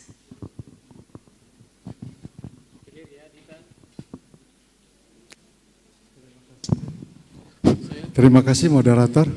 Kalau boleh saya pakai bahasa Indonesia saja supaya yes, please. Nyaman begitu. Khusus untuk Prof. Oki. Tahun lalu kita mengadakan International Conference itu 4 seri, itu bidang biodiversity Kalimantan. Di dalam seri itu salah satu yang kita temukan bahwa Kalimantan Utara ini sudah masuk zona merah untuk limbah plastik. Tahun ini saya dan teman-teman itu mulai menelusuri di berbagai macam substansi, mulai dari lumpur, badan air sampai ke ikan. Gitu. Nah, yang ingin saya sampaikan ini, apakah bisa kolaborasi riset itu tentang bagaimana menelusuri. Saat ini kita belum sampai kepada baru keberadaannya di dalam berbagai macam substansi, termasuk pada insang, pada perut, kemudian belum sampai ke nanoplastiknya. Bagaimana kalau itu riset bersama begitu maksud saya. Terima kasih itu barangkali. Terima kasih Prof. Ya, jadi di salah satu pusat riset kami yaitu oceanografi di Ancol, itu ada keris atau kelompok riset terkait plastik. Dan ini mungkin sudah pernah dengar namanya Reza Cordova. Jadi silakan aja mengajukan tertulis untuk kerjasama terkait ini ke saya misalnya. Sampaikan ke saya suratnya, nanti saya akan minta bekerja sama dengan teman-teman oceanografi. Jadi apa yang sudah dikerjakan, karena saat ini juga mereka mendapatkan beberapa pendanaan terkait kegiatan riset termasuk mikroplastik. Jadi kalau memang dimungkinkan, dan setahu saya mereka belum melakukan di Kaltara. Jadi ini kesempatan mungkin dari mereka, mungkin ide baru ya. Dan selain itu bisa saja nanti Borneo Tarakan mengirim atau mengambil mahasiswa untuk bekerja dengan Pak Reza, daftar di mana untuk topik risetnya adalah tentang mikroplastik di Kaltara atau Tarakan. Saya kira itu peluang yang bagus. So I just mentioned about the research topic on marine debris and microplastic in brine is in one of the research center of oceanography in Ancol, North Jakarta. There is a research group dedicated their work on microplastic. So I offer this opportunity to you all to initiate working on the microplastic as well across Indonesia, because we have monitored different location in Indonesia. So I most welcome to the possibility or to do joint research on microplastic and marine debris. Thank you so much. Thank you, Prof. Oki. Also online we have a question, two questions for Professor Bakaltos. First question is, are there specific case study in the Philippines that show the success or failure of the EAFM implementation? If so, what lesson can be learned? The second question is, how does the Philippine government ensure that this ecosystem-based fisheries management also provides fair and sustainable economic benefits for fishing communities? Please, Professor Bakaltos. Yeah, thank you so much for the question. Yeah, I actually answered already in the chat box, but then I had to just read what I have answered. Okay, so the establishment of fisheries management areas, or FMA, is really one successful initiative. So I am part of the management board of FMA2, which covers, as I mentioned, Davao Region, Region 8, and Region 3 regions in the Philippines. And I think we are already trying to harmonize our efforts towards fisheries management and convene the different stakeholders. So when I say different stakeholders, the government, academia, and the fisher folk themselves. So, and even industry, with the fishing magnates, we also get to engage them in the FMA. And of course, I also had experience and involvement in the establishment of marine protected areas. And we have scientific data that shows that there is really increased fish production in areas where we established MPAs. And so the government, and of course the end beneficiaries of all these efforts are coastal communities. So these programs are really intended for coastal communities so that they can really experience higher productivity in their coastal areas, as well as earn additional income, increase their income from out of fisheries.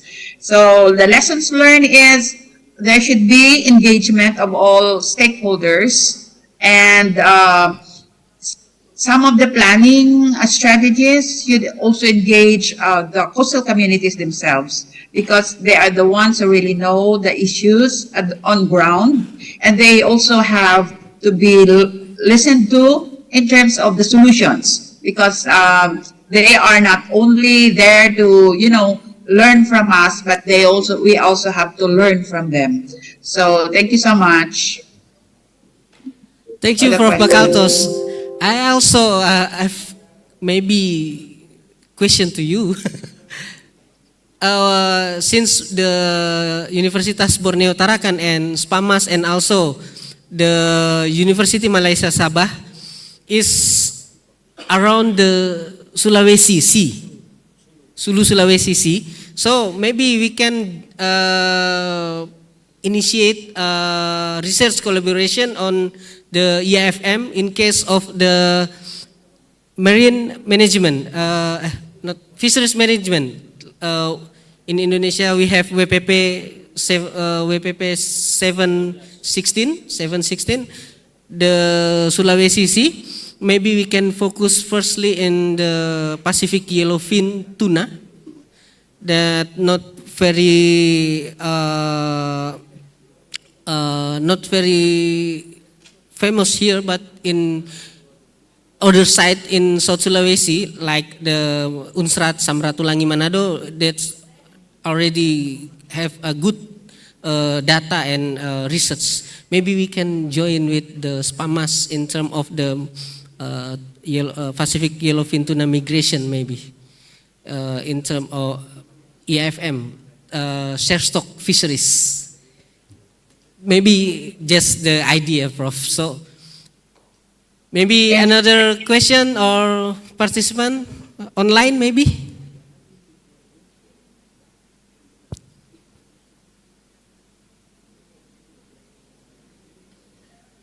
If no, yes, Miss Dita again, please.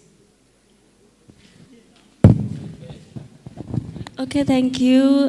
Maybe this question is for Professor De La Grace.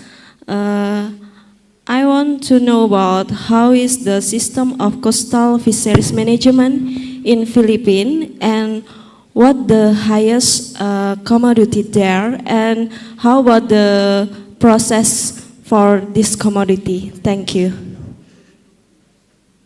Okay, thank you so much for your question. Actually, when I am with SPAMAS now, but when I also had full-time engagement with SPAMAS, a lot of our efforts for research and development is on establishment of marine protected area.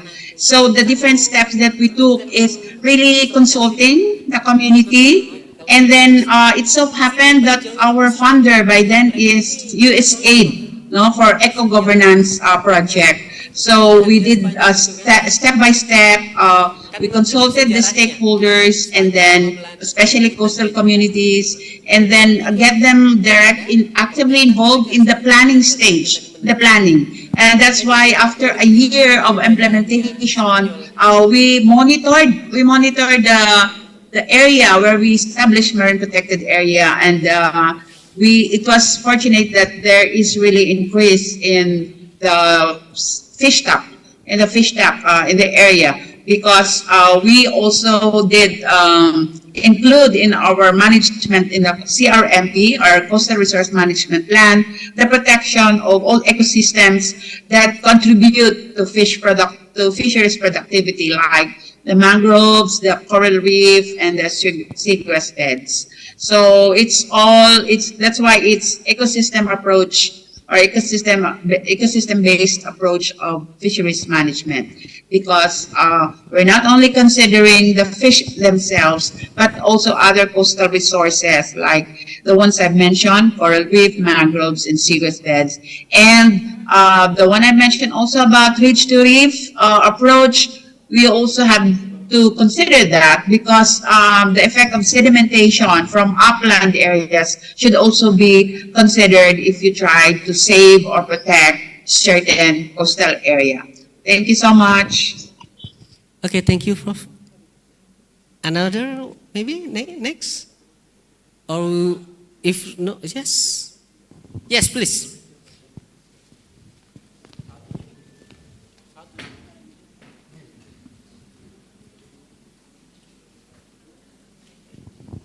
Okay, thank you.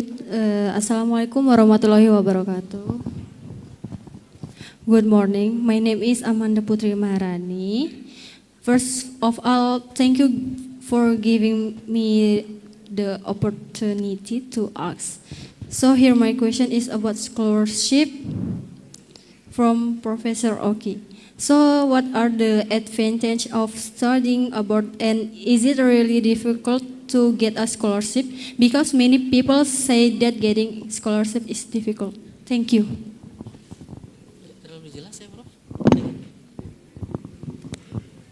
Yes, of course, our scholarship program is competitive, but as I mentioned, I think so far there are about 250 people have already received scholarships through degree by research in BRIN. So be optimistic.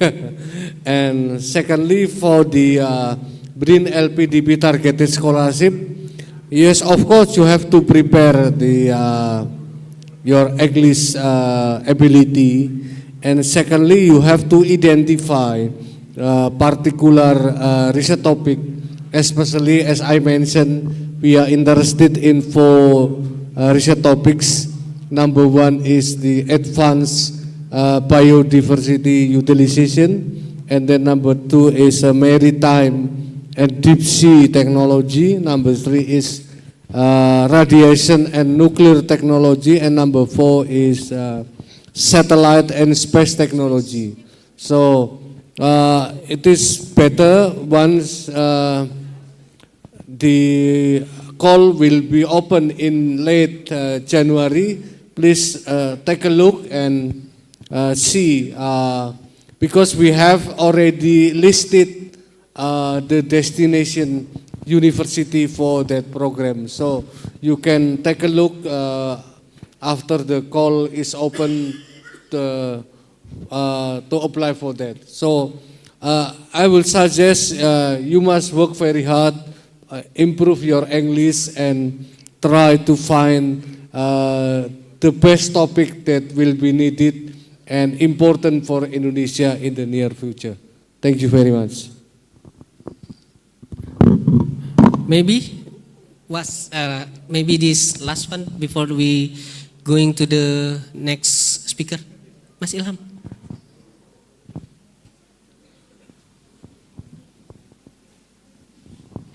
Bismillahirrahmanirrahim. Assalamualaikum warahmatullahi wabarakatuh. Thank you for the time. My name is Latifa Fekri from UHO University. I want to ask to Prof. Oki. I'm not clear about the postdoctoral. I want to ask about the theme.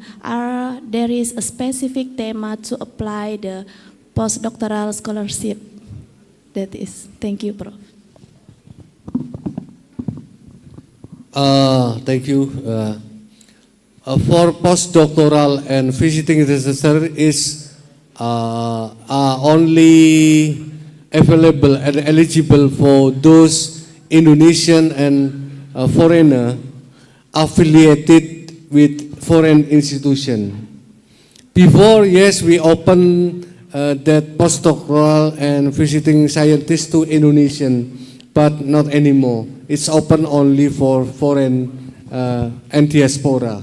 So the topic is not limited. As long as the candidate has a host scientist who agree to act as a host, then basically we are more than happy to support the postdoctoral and visiting scientists. Because in BRIN there are 12 research organizations and all of them are eligible to be hosts. So there is no limitation in terms of the topic for postdoctoral and visiting scientists. Thank you. Okay. Next chance from Sumber Kalimantan Abadi. Yes, it's from industry, fisheries industry.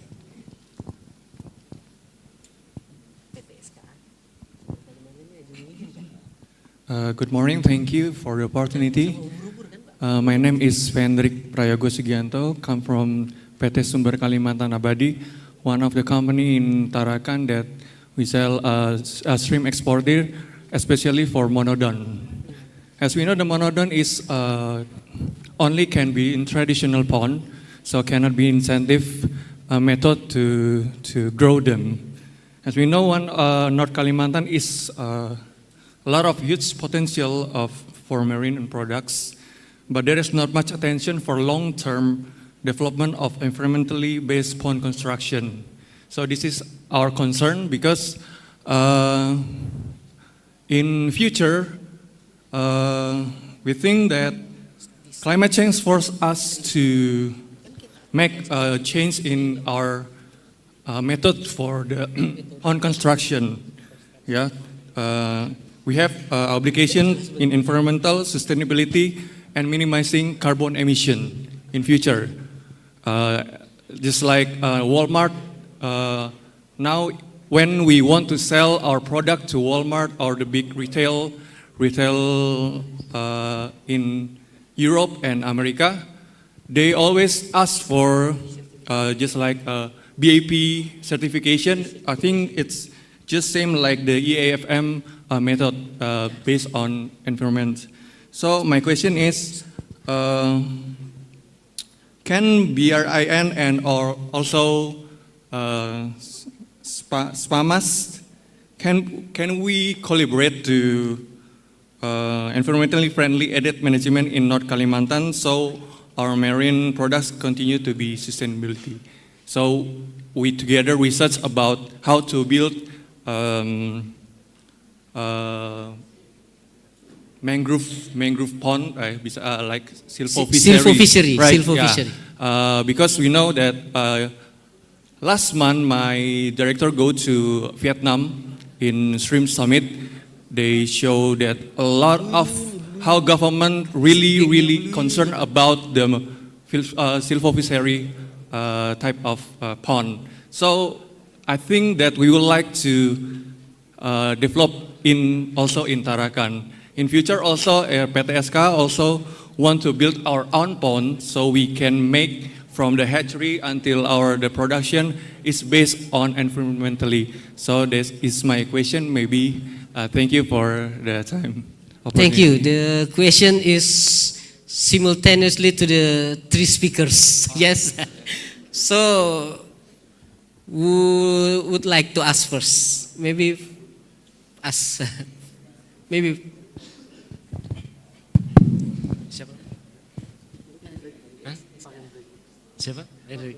Okay, Mr. Hendrik, I think I want to explain in bahasa. I worry in explanation cannot you understand. Oke, jadi Mr. Hendrik, saya jawab dalam bahasa Indonesia. Jadi begini, secara potensi memang Kaltara ini, kalau kita bicara dari sisi potensi budidaya, itu kita number one in Indonesia. Itu ada 149.000 hektar tambak kita.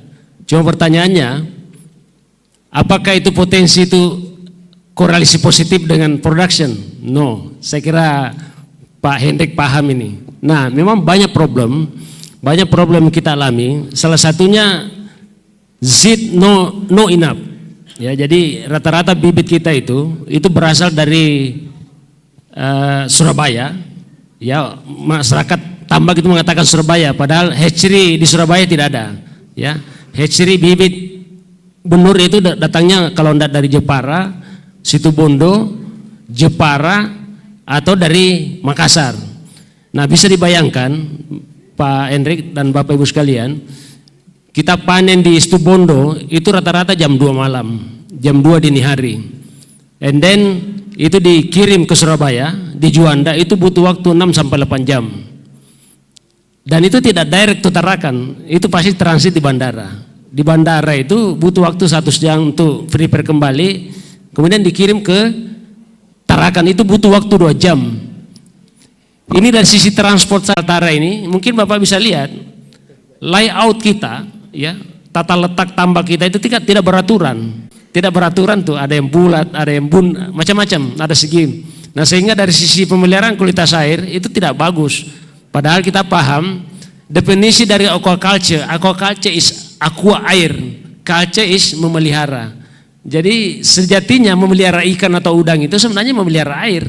Cuma kan tidak sesederhana yang kita bayangkan. Di air itu ada pH, DO, kemudian salinity, index, macam-macam.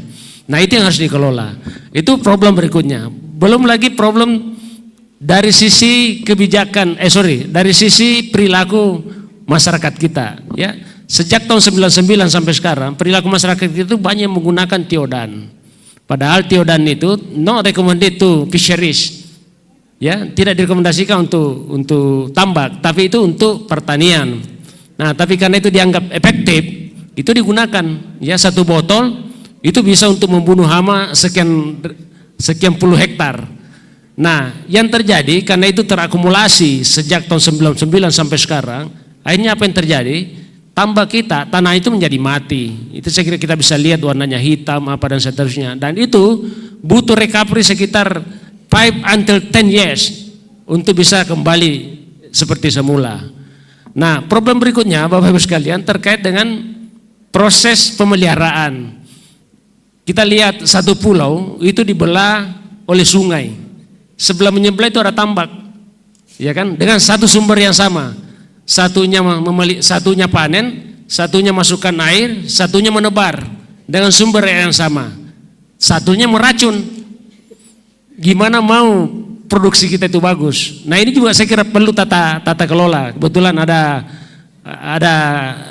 kawan kami ini dari Dinas Perikanan Provinsi, saya kira itu menjadi beban kita, tanggung jawab kita untuk bagaimana bisa kita mengurai persoalan ini. Nah, yang terakhir saya kira dari sisi ekologi, tahun 1985 kalau tidak salah, itu sudah ada Kepres yang mengatur terkait dengan how to compare mangrove to another activity. Itu sudah diatur, sisakan 200 meter. Sebagai apa? Green belt. Sebagai apa? Nursery ground, feeding ground, dan macam-macam. Itu habis, Pak. Coba Bapak lihat. Mungkin Prof. Waiki bisa lihat di flag itu, lihat ada enggak yang 200 meter? Itu tidak ada. Itu jadi persoalan. Makanya sekarang muncul persoalan itu. Ya, jadi karena tidak sadar. Sehingga apa yang dilakukan tadi Mas Hendrik bangkai namanya silvofishery. Tapi itu juga sebenarnya belum apa ya? Kalau saya mau katakan memang mau 100% produksinya bagus itu saya kira tidak, karena problem mangrove pada saat itu kita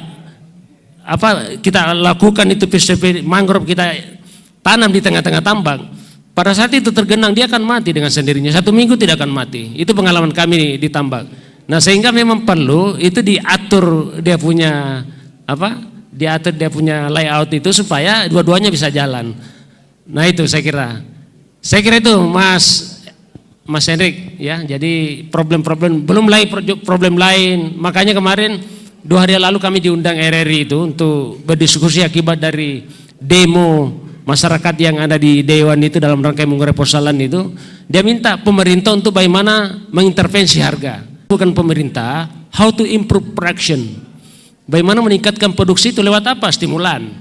Ya kan? Mungkin penyediaan bibit yang bagus, penyediaan pupuk yang bagus, yang banyak, yang tercukupi, kemudian bagaimana menata layout yang keliru tadi, itu pemerintah bisa terjun di situ. Tapi kalau direct to intervensi harga, saya kira itu tidak mungkin. Nah, saya kira Mas Hendrik lebih paham ini. Saya kira itu, Mas Hendrik, ya. Makasih.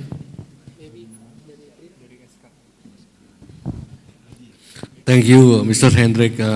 Of course, as a research institution at present in our research organization for earth sciences and maritime, I think there are 2 research center related to your question. Number 1 is Research Center for Oceanography in Ancol, because they are dealing with coastal ecosystem, including mangrove. And secondly, Research Center for Fisheries, they are also focused on aquaculture. So both of those research center are very much related to your project, and I'm more than happy to facilitate to have collaboration with your company. Thank you so much. Professor Bakaltos, there are an invitation from Mr. Hendrik from Sumber Kalimantan Abadi tiger prawn industry to collaborate in terms of silver fishery. What do you think about? Please. Yeah, please, and press my echo. Okay, so yeah, we are very much, we welcome that offer for collaboration. It's a very good project, actually, collaborative project between Indonesia and the Icamars Philippines. So we will probably be introducing also the introduction of the establishment, of the coastal green belt, which is actually mangroves. I don't know if the coastal green belt is already familiar in just recent strategy for having some environment-friendly technologies for tiger prawn, and also aside from really acting or serving as a structure for a strategy for climate change. Okay, thank you, Professor. Oh, we are welcome to the offer for collaboration. Thank you. Okay, thank you, Professor. So, when we are going to second session for the main event, for the fourth and fifth speaker, we have Professor Julian Ransangan as the fourth speaker from University Malaysia Sabah, especially in Borneo Marine Research Institute. He will deliver the presentation entitled Feeding Selection and Diet Composition of Magallana bilineata, Mollusca bivalvia austridae, cultured in Mengkabong Bay, Sabah, Malaysia. Professor Julian, do you already, can you prepare to share your presentation, please?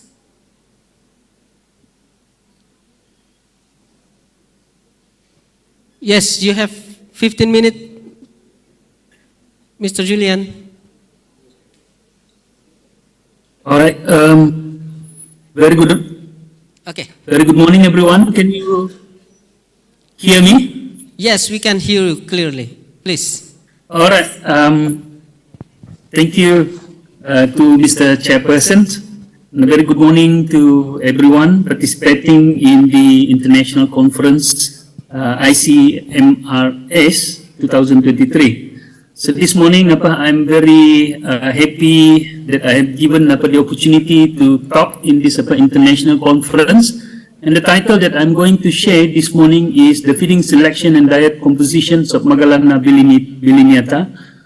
It is actually a mangrove oyster, or some people call it the black scar oyster, cultured in Mengkabong Bay, Sabah, Malaysia. So I'm so sorry because my topic probably a bit specific.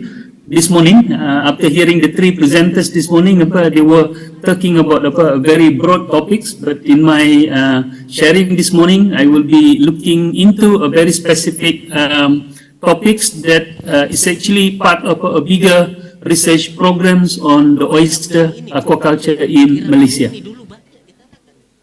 All right, ladies and gentlemen, my pleasure to tell you that the black scar oyster, or the Magallana bilineata, is one of the important bivalve species cultivated in Malaysia.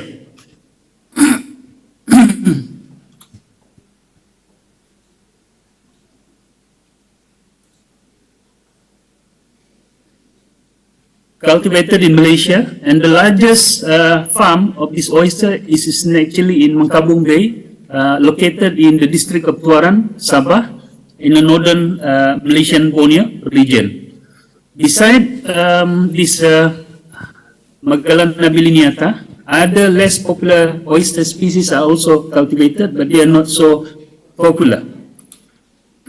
So this is a map that's showing the location of the farm where the mangrove oyster is being cultivated in Sabah here.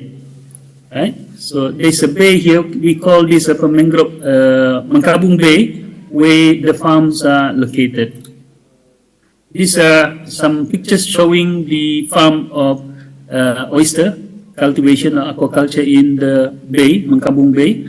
So there are two type of cultivation techniques. One is rope, hanging rope, like this, and line, and the other one is using what we call basket to culture them.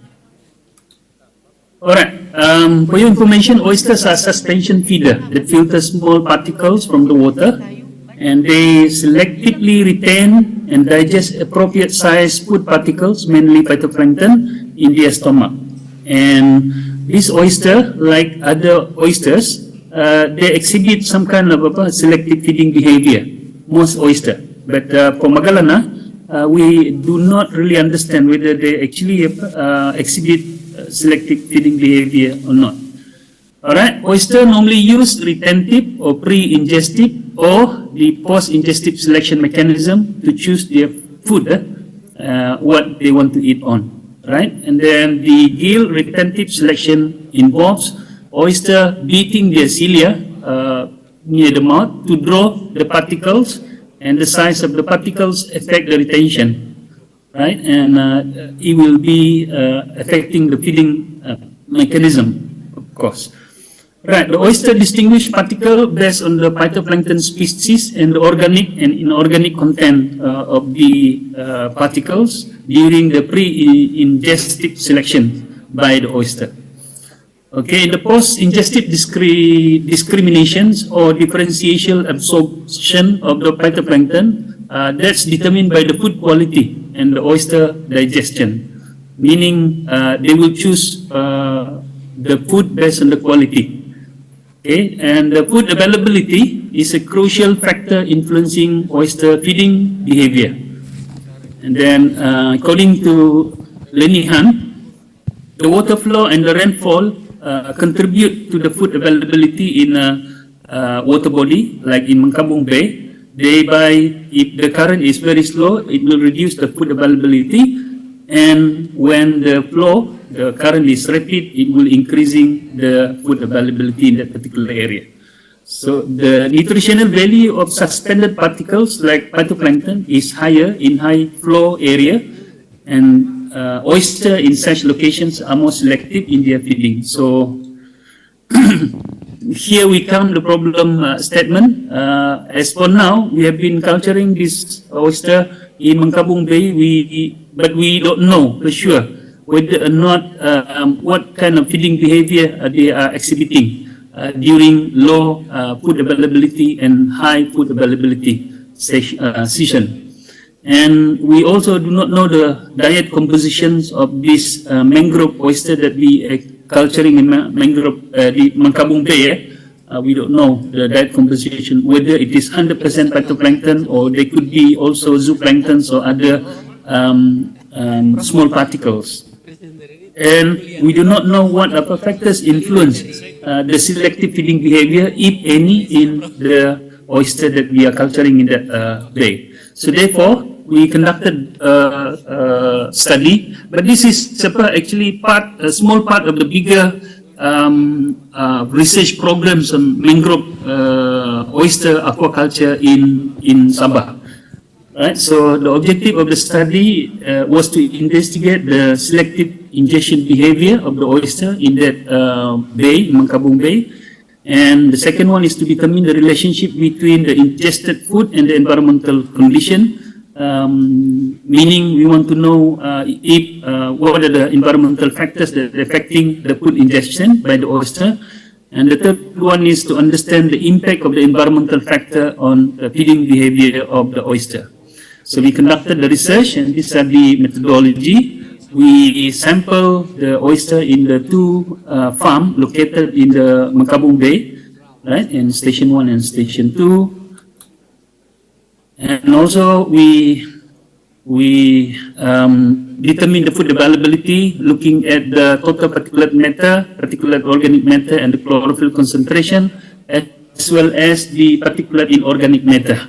And we also collected sample of phytoplankton. We identified them, preserved them, count them, and identified them, and both in the water as well as in the gut or in the stomach of oyster. And then of this data, like environmental parameters, the water nutrients, food availability, and phytoplankton composition, we analyzed them using the ANOVA analysis of variance, employing the statistical packages of Science Social, SPSS. And we also employ primer V7 to analyze the relationship between the phytoplankton exists in the water as well as in the gut of the oyster. Right, these are the results of our study. We divided into 6 sections. One is environmental factors, water nutrients, food availability, and phytoplankton diversity and identification of it, gut content analysis, and phytoplankton composition in the water and in the gut of the oyster. And here, as I mentioned earlier on, there are 2 stations. Basically, it is an oyster farm located in the Bay of Mengkabung. As far as environmental parameter is concerned, in station 1, the water temperatures are significantly higher in October to November 2019, because we conducted this study from 2019 to 2020 during the COVID-19 in Malaysia. All right, and we noticed that the salinity also significant different in station 1, higher from February to March in 2020. And as far as the dissolved oxygen is concerned, they actually show variation, higher in September and November in 2019, but lower in December 19 to January 2020 and March 2020. Right, and then as far as the station 2 is concerned, the water temperature show significant variation, also higher January to March, but lower in September and December. And the salinity in station 2 varies significantly, and also the dissolved oxygens also varied significantly according to month within the station. Right, and as far as pH is concerned, varied very high in November 2019 to March, and a bit lower in October 2019 to February 2020. As far as the water transparency, they are also very high value, meaning they are very transparent. Okay, in March, October to March, compared to November 2019 to January 2020. As far as water depth is concerned, station 1 varied significantly. Okay, sometimes they are very high according to the high tide. So, meaning this station 1 is understood because it is very near to the ocean. As far as station 2 is concerned, the water depth significantly varied also, high in November 2019 compared to the rest of the months. And as far as the pH as well as the water transparency is concerned, they are no different. So this is the figure, showing the environmental parameters that I have just mentioned to you just now. The blue one is from the station 1, and the red one is from the station 2. All right, as far as water nutrient is concerned, we examine the nitrate. Also, there's a significant difference as far as temporal is concerned. In station 1, the nitrate is also significantly varied, sometimes higher level, especially in November to December, and lower in January to March 2020, probably because of the dilution factor. Whereas in station 2 is a bit further into the coastal area and very much influenced by very near to housing area.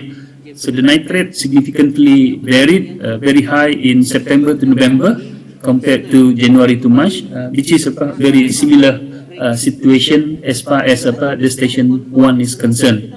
The nitrate also varied and high in September to February 2020 compared to November 2019 and March 2020.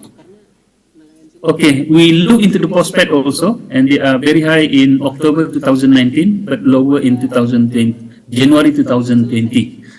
And the total ammonium nitrogen TAN show variation also, very high in September to January, but then low in November and March 2020. Whereas in Station 2, prospect was significantly high in September to November 2019 and lower in March 2020. And total ammonium nitrogen significantly varied, higher level in September to October 2019 and December 2019 to January 2020, and lower level in November 2019 and March to February to March 2020. Okay, this is the graph showing the concentrations of all those nitrates and phosphates, and the total ammonium nitrogens were recorded in the two stations. Again, the blue one in Station 1 and the red one, the red histograms bar is in the Station 2. Okay, we move on to the food availability in the bay itself, in the water. The TPM, the total particulate matter, significantly higher in September, whereas the particularly higher in February to March 2020. As far as the to March 2020, as far as the Station 2 is concerned, the total particulate matter higher in September, and but then slightly lower in January and March 2020. Probably because this time of COVID-19, so therefore it's contribute to the lower level of TPM in the Station 2 as well as in the Station 1, in the whole of bay.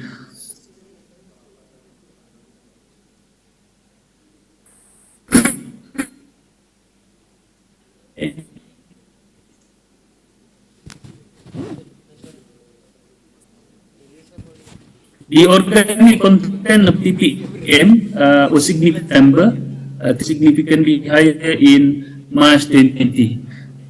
Probably at that time, no disturbance occurring in the area, phytoplanktons are blooming. So therefore, these are the graphs.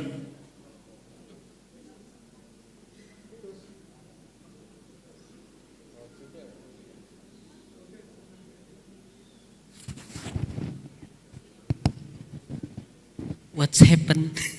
The phytoplankton generally plankton were defined, and the highest density was observed in September 2019 and lowest in October 2019. So fluctuate, right, in month to month. As far as the atom is concerned, September. As far as Station 2, there are 34 family Station 2 is quite what do you call distant, right? So the atom also significantly higher in September and March 2020. Nevertheless, there is no significant difference was recorded for dinoflagellate cell density, meaning the dinoflagellates almost constant throughout the months that we conducted the graph showing the atom and dinoflagellate phytoplankton exists, right? The dinoflagellate cell in Station 1 was significantly higher in September and December. So these are the two months actually the dinoflagellates are higher. Whereas in there are 6 unique phytoplankton genera were identified or found only in Station 1. So meaning these 6 genera are solely found in Station 1. And these are the dominant genera of phytoplankton actually found in Station 1. Cetaceros, Selenidorthea, Sclerothenomia, and Thalassiosera, and Pseudo-Nitschia. Okay? And whereas in Station 2, we found 5 unique phytoplankton genera dominant genera consists of Slindotheca and Cetaceros. We also found Scelitonema and Navicula as well as Thalassiosera. Pardon me, Mr. Julian. Pardon me, Mr. Julian. Do you have, Mr. Julian? There are more Cylindrotheca found in Station 2. Mr. Julian, you Alright, have this only is, 2 minutes, Mr. Julian. Yes, sir. Oh, 2 minutes. Okay, sorry. I will try to finish. Okay, it is 2 minutes. Okay, this is the phytoplankton community in the 2 station, right? Okay, I proceed to gut content analysis. This is in the gut content. Apparently, very interesting that the oyster in the Mangkabung Bay we culture, they are actually preferred in station 1. They prefer to have this dinoflagellate instead of diatoms. Alright, whereas in station 2, they prefer diatom rather than the dinoflagellate. So there's a difference in terms of the gut content found in oyster cultured in 2 station in Mangkabung Bay. Alright, so we did the clustering analysis and we found that there are differences between the gut and the stomach. So meaning the phytoplankton always found in the seawater does not necessarily found in the stomach of the oyster, meaning oyster has the ability to choose which phytoplankton that they are actually feed on. Okay, and then I proceed to here. So these are the differences between the phytoplankton in the water as well as in the gut of phytoplankton. Okay, I straight away too because the time is very limited to conclusion.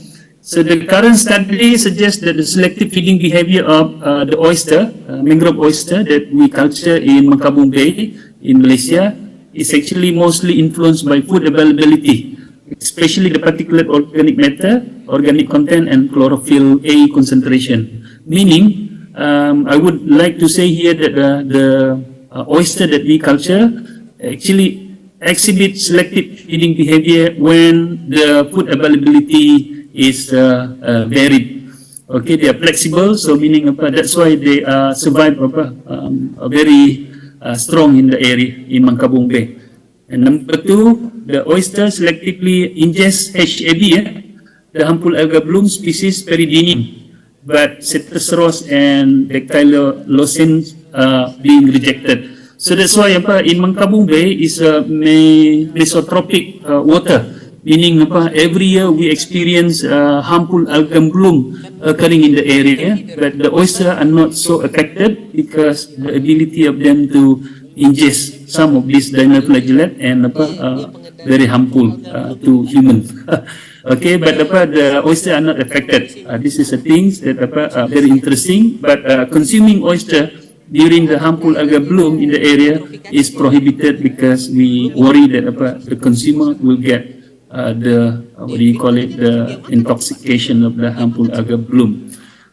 So I think that's all my presentation this morning. I hope you have some idea about the oyster, mangrove oyster cultured in Malaysia.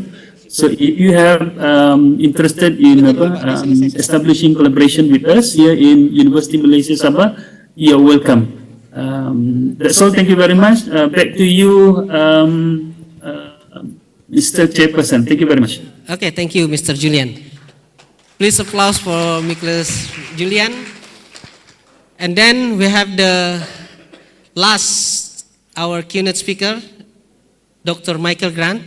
Actually, Dr. Michael Grant from James Cook University just 2 or 3 months ago conduct his research on di air tawar, Pak. Jadi he conduct his research for 1 month in Sungai Sesayap and Sungai Kayan. So maybe but on this presentation he will talk on Mau money, Mau problems, a case study on PNG, fish Mau fishery highlights global conservation issue. Mau is bladder. Fish gallbladder, usus perut ikan itu. Ya. So Dr. Michael Grant, do you already with us? Yeah, I think so. Can you see my screen there? Okay, Mike, you have 15 minutes to deliver your presentation. It's nice to meet you again, Mike. Okay. Yeah, thank you, and sorry I couldn't be there in person. I had to get back to Australia. Are you able to mute? Yeah, excellent. Okay. You can start. All right, so I'm going to be talking about a fish maw fishery that we've seen develop in southern Papua New Guinea and all the complex conservation issues that have come along with that. I would have loved to have talked about what we did up in Tarakan, but we're still chewing through the results of that. So this research in Papua New Guinea sort of draws on about 8 years of research activity. It has been mainly facilitated by Yolani, who's actually the lead author of what I'm going to present today, and her NGO, the Piku Biodiversity. So first things first, fish maw is the product trade name for Teleos swim bladder, or sometimes called air bladder. And the swim bladder is a fibrous hollow organ that fish use for buoyancy control and communication. So fish maws are harvested, usually dried, and then sold to traders who export the product to Chinese consumers, which is mostly in China, but also Singapore, Kuala Lumpur, and some other major trade hubs throughout Asia. And there are various end uses for fish maw. So these mainly relate to medicinal or culinary uses, though fish maw is very rich in collagen, making it a useful product in things like makeup or as a coagulant in liquor refining processes. And it should be noted that the benefits of fish maw in Chinese medicine, whereby actual proven benefits are not really founded, and it's more of a traditional belief. So fish maw comes from a range of species, though the main ones are these 6 here.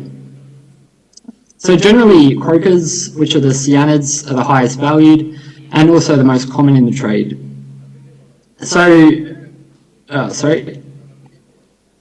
And an important factor that drives trade is the shape and size of the maw. So croaker maws are often large and very thick, and these are typically used for higher end purposes such as wedding feasts or medicinal purposes. Common food maw are used in beauty products as they're a rich source of collagen. This is the eastern half of New Guinea and several archipelago islands stretching out into the Pacific. And Papua New Guinea is characterised by low human population density and little commercialised activities compared to the greater Indo-Pacific region. There's also an abundance of rich riverine and inshore habitat, particularly along the country's southern coastline. And PNG is known to have populations of very rare river sharks and swordfishes. However, there's been very little research conducted in PNG, and back when I began my PhD, it wasn't really known where populations occurred and what threats that they may be facing. So I headed into PNG in 2017 at the beginning of my PhD, and the task was to essentially locate sawfish and river shark populations and provide an indication on their population status. And I spent about 8 months, all up over 2.5 years, travelling around far-flung corners of PNG, looking for these species, digging through piles of shark fin, and documenting any sawfish rostra along the way.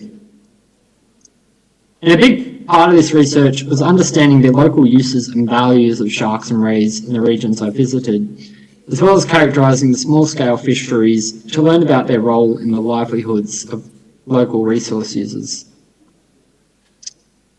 And to put a long story short, it was quite successful in the end.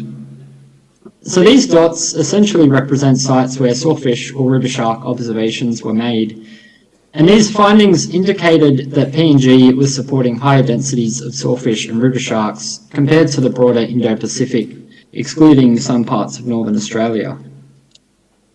For example, in our recent surveys in Tarakan, most fishers hadn't caught sawfish since the 1980s, and while in PNG in 2018, the sawfish were still being caught on a monthly basis.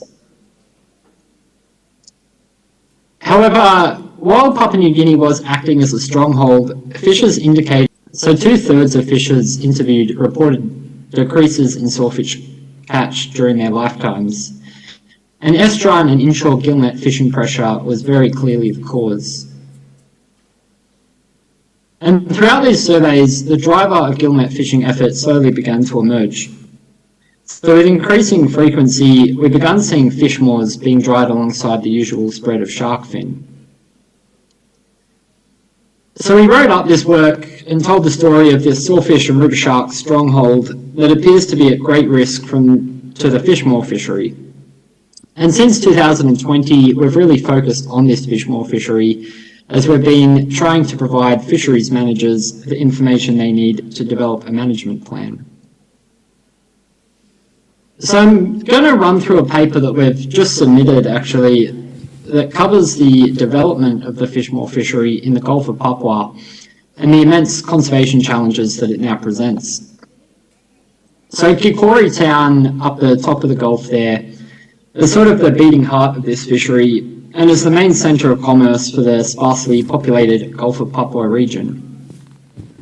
And Kikori is also where Yolani, who's the lead author on this paper, has been working with local resources for the locate, which has allowed us to really gain a good understanding of how this fishery emerged and is operating on the ground. So before fish moor was a commodity in the Gulf of Papua, fishing was mainly a subsistence practice with some catch sold at the Kikori town market. And at the time, fishers were targeting small-bodied species such as these nursery fish, as well as small size classes of some of these larger-bodied species here in the table. And something to note here is the price of Nibia squamosa, which was a type of croaker, with a value of about $1 USD per fish in 2012. And around 2014-2015, two commercial buyers of fish products opened in Kikori.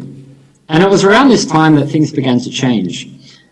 So subsistence-type fishing methods, such as trailing baited hooks behind paddle canoes or use of cheap makeshift gill nets, started to turn into engine-powered boats being used to set 4 to 6 commercial-grade gill nets at a time. And during surveys in 2018, we started to learn that much of the sophisticated gear was being supplied to fishers by commercial fish buyers that were interested in fish moor. And at this time, we were looking at shark and ray bycatch. And in this southern region, we observed 37 species in the fishery, with 64% of individuals coming from species assessed as threatened on the IUCN Red List. Though overall, just over 50% of observations were river sharks or sawfish alone, with Glyphis garrickii being the most observed species. We also set up some fishers to record their data over a period of about 1 month. We found that in catch recorded in the Kikori River Delta, Glyphis made up 62% of catch, while 3 species of sawfish were also caught in low numbers. Then the bottom graph was in the upper delta of the Fly River, and here Glyphis accounted for 85% of catch. And that's excluding teleosts, that's just sharks and rays.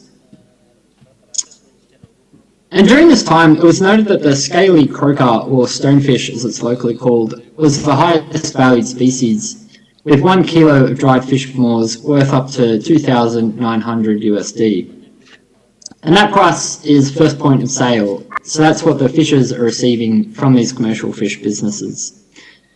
And these stonefish are not particularly large. They have a maximum size of about 75 centimetres, but they do indeed have very large bladders. And these traits clearly mean they are high value in end user markets in Asia.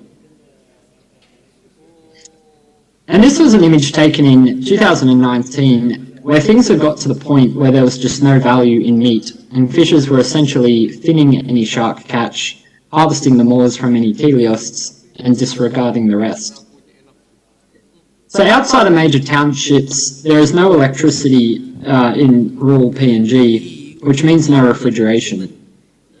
So dried products such as shark fin and fish moor that can be remotely harvested, dried and stockpiled are very compatible to the everyday challenges of life in Papua New Guinea. So following COVID disruptions, over the 2021-22 season, we managed to get back into the field. And this time we wanted to record catch rates of species within the fishery. So we selected 5 villages to each record soak time and catch for 1 net per fishing trip.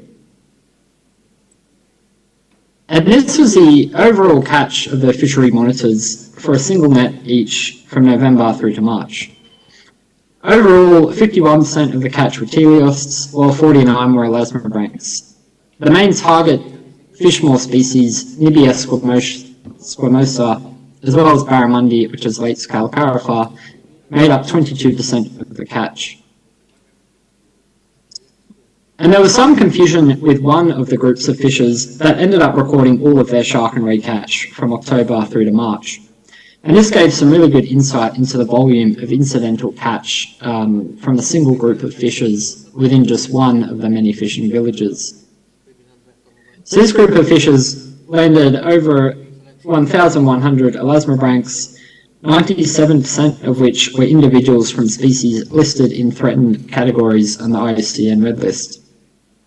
And winghead sharks accounted for 74% of the catch and dominated landings every month. Alongside these catch surveys, we also conducted a local knowledge survey of dolphins in the area.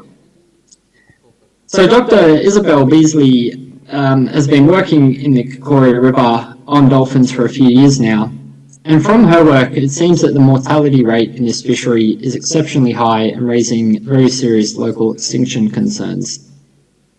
And we know from populations in Australia that these species typically hang out in very small subpopulation clusters, so 74 mortalities in a year is really concerning.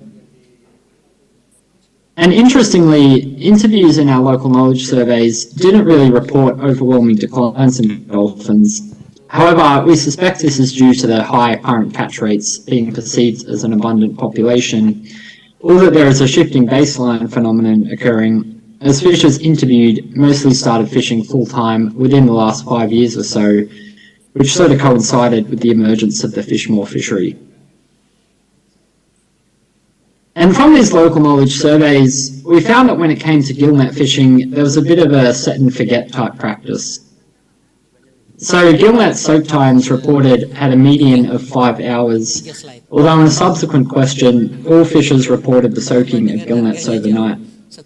So in the context of our threatened species bycatch, long gillnet soak times where nets are virtually unmonitored mean that most catch is dead upon gear retrieval.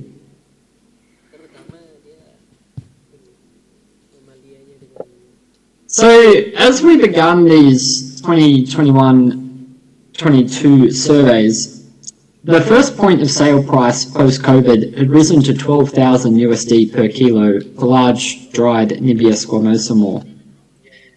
In the following July, the price had continued rising to a maximum value of just over $15,500 USD per kilo. And we actually got this price from a public notice board at one of the commercial fish buyer businesses. On the same board that had meat value, which was equivalent to 60 cents US per kilo. So this really underlined that fishmore is driving this fishery. And the Kakori region is recognised as an important marine mammal area by the IUCN and is really the only place outside of Australia where multiple sawfishes are persisting. So the key conservation message here is that the fishmore fishery is really undermining the biodiversity heritage value of the region, which is a significant threatened species stronghold within the Indo-West Pacific. And a huge consideration for development of conservation and management initiatives in this fishery is that for the local people, fishmore has really alleviated some quite severe poverty issues that existed prior to the fishery developing. So while local fishers acknowledge sustainability and threatened species concerns, the overarching feeling is that everyone is pretty happy for now. Whether fishmore money is going back into community and human development sort of remains to be seen, And this is our next major research focus in the area. Okay, so that's all I have to share today. So a big thank you again for the invitation to speak today. And I just want to acknowledge Save Our Seas Foundation and SPREP, who funded all that work over the last 8 years. So happy to take any questions.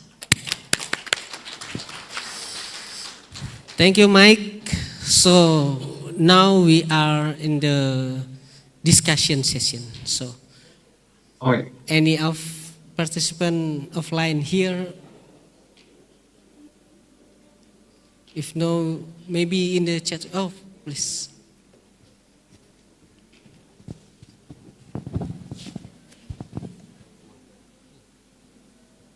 Terima kasih atas kesempatan yang diberikan. Saya lihat Kol Marinir Andreas sangat tertarik dengan mengenai bagaimana nanti mungkin ikan hiu atau pari ini mungkin kalau misalnya di air tawar apakah ada kemungkinan ke depan bisa dibudidayakan sebagai sumber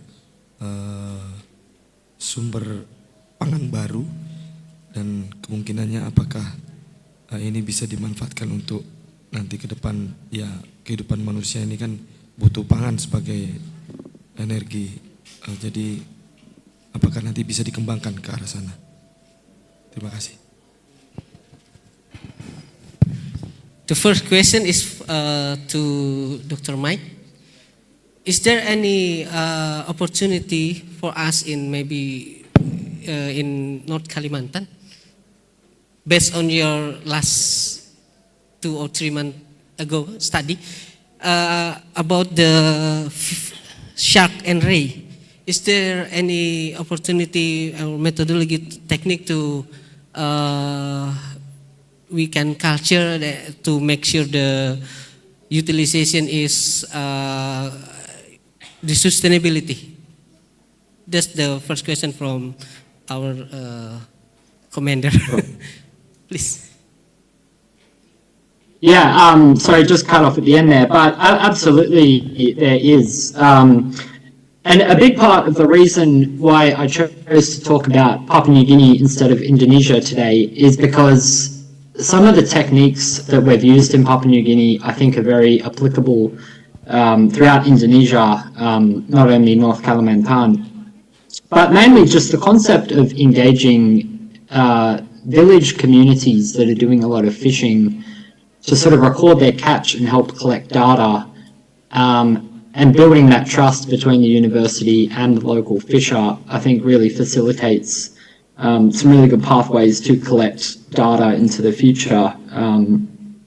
But yeah, in terms of shark and rays and sustainability in that area, something we really need to get a hold of is the trade of mainly rays across the border to Malaysia.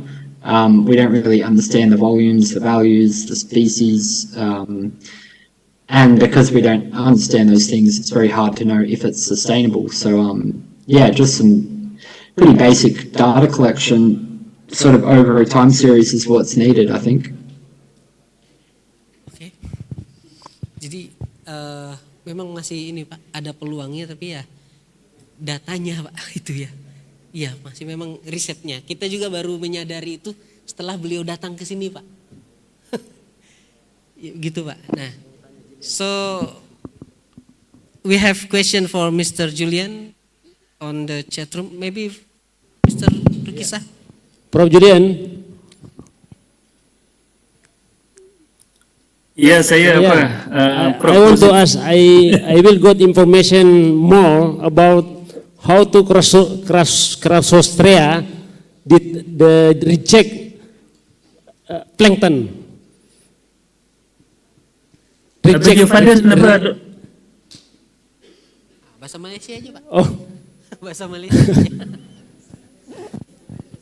Teman sekolah. I cannot really hear from you because there is the conclusion the last conclusion. Last slide. Last conclusion. Okay, I'm looking at it. Yes, I will got information more how to Crassostrea can reject plankton. All right, thank you very much, Dr. Rukisa, for your very important question. Your question, if I can understand it very clearly, it is about how this oyster is actually identified or reject phytoplankton. Okay, our understanding all this while thinking that whatever in the water column or the phytoplankton cell, the oyster, because they are filter feeding, they must be feeding all this phytoplankton. But the thing is that they have got this mechanism that I actually choose which phytoplankton species will be feed on. There's a mechanism, and this mechanism is actually influenced by the food availability in the area. So if the foods, the phytoplankton cell is no nutritional value for the oyster, they will reject it. They will only collect or eat the one that has got nutritional value, good for them. So there's a specific mechanism. I hope I can I answer your question. Thank you. So if the oyster don't like the plankton, they just split out the plankton. Okay, what happened? The phytoplankton is being filtered and then sent through gill into the labial pulp of the oyster, and from there it will be determined whether they have got good nutritional value or not. If good nutritional value, they will send it to the mouth of the oyster and direct to stomach and the in the gut. Otherwise, it will be rejected as pseudofeces. Thank you. Okay, very interesting finding from your research.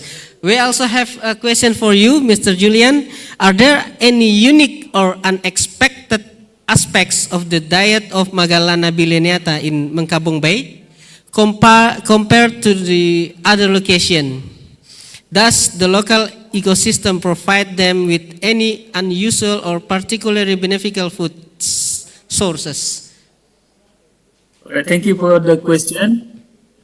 I have already answered this question in the chat box, but for the benefit of many, I will repeat my answer. The question is whether or not there is unique or unexpected aspect of the diet of the oyster in Mengkabung Bay. And yes, we found of these two stations, the diet composition are different. Although they are only 10 kilometers apart, but the diet composition of the oyster, the same species of oyster, cultured in two stations, 10 kilometers apart, they are different in terms of the diet composition. The one in the station 2, they normally take this diatom, whereas in station 1, the diet composition mainly consists of dinoflagellate. And the worst thing is that, I would say it worse, because they are consuming the potential harmful algae bloom species, which is the peridinium. So this can be understood because station 1 is actually whereby the harmful algae bloom occurring every year in the Mengkabung Bay. With these two stations, only 10 kilometers apart, the diet is already different. I think in other location, in other country, maybe will be different. So it will be interesting to check the diet composition of the oyster in Tarakan and in Malaysia. In fact, if you can remember, Dr. Rukisa, we did a study, the identification of the species of the oyster in, in Tarakan as well as in Malaysia, right? It will be interesting to see whether the gut content of the oyster in Tarakan and in Malaysia will be different or not. But my gut feeling and the scientific information that we got so far, there are differences. Okay, there are differences in terms of the diet. Okay, beneficial food sources. ecosystem provide them with a huge beneficial. Okay, the dinoflagella, like Peridinium, is actually good for the oyster, but it's not good for the consumer because it will be potential to produce toxin. So good for the oyster because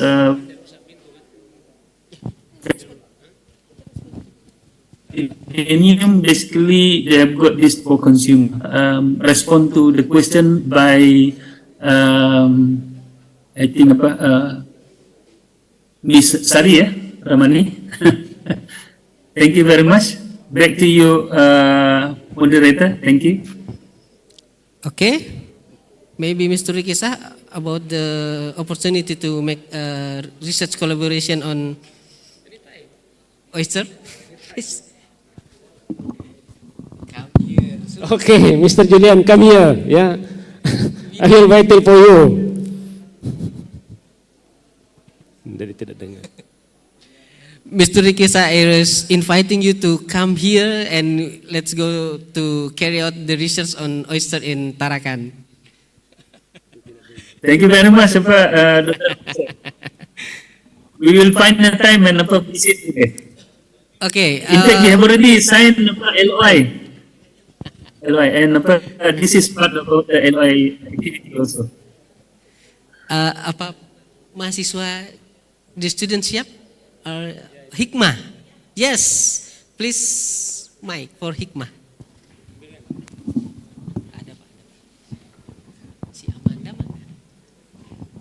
Assalamualaikum warahmatullahi wabarakatuh. Good afternoon, everybody. My name is Hikmatun. I want to ask Mr. Mike about that. What research is being conducted to better understand and manage PNGs?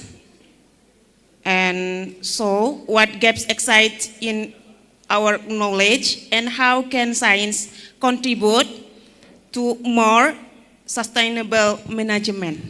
Just that. Thank you. Okay, thank you. Very good question. Sorry, just mute that. Yeah, so I guess moving forward in Papua New Guinea itself, Papua New Guinea shares a lot of species with Australia, and in Australia, over the years, they've done quite a lot of the biological research. So we've actually got quite a good understanding of fish growth rates and things like that, which is needed for management. So moving forward, I personally am much more interested in studying humans that fish rather than studying the fish that humans catch. So we're sort of moving towards, I guess, more understanding the human development. So people in Papua New Guinea are making a lot of money off fish more.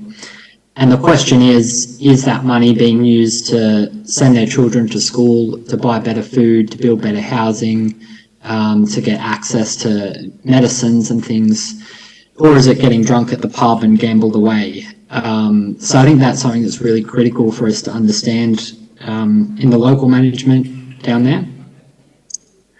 And the second part of your question, which I recall being how can science sort of help management and things, I think in a sense, particularly in fisheries, I mean, the science kind of underlines management because we need to know how fast fish grow, to know how many we can catch, to ensure that they can keep replacing their population. So in the case of sharks and rays, they grow very, very slowly. They have very small litters, so you can't really catch too many and still expect the population to grow or stay stable.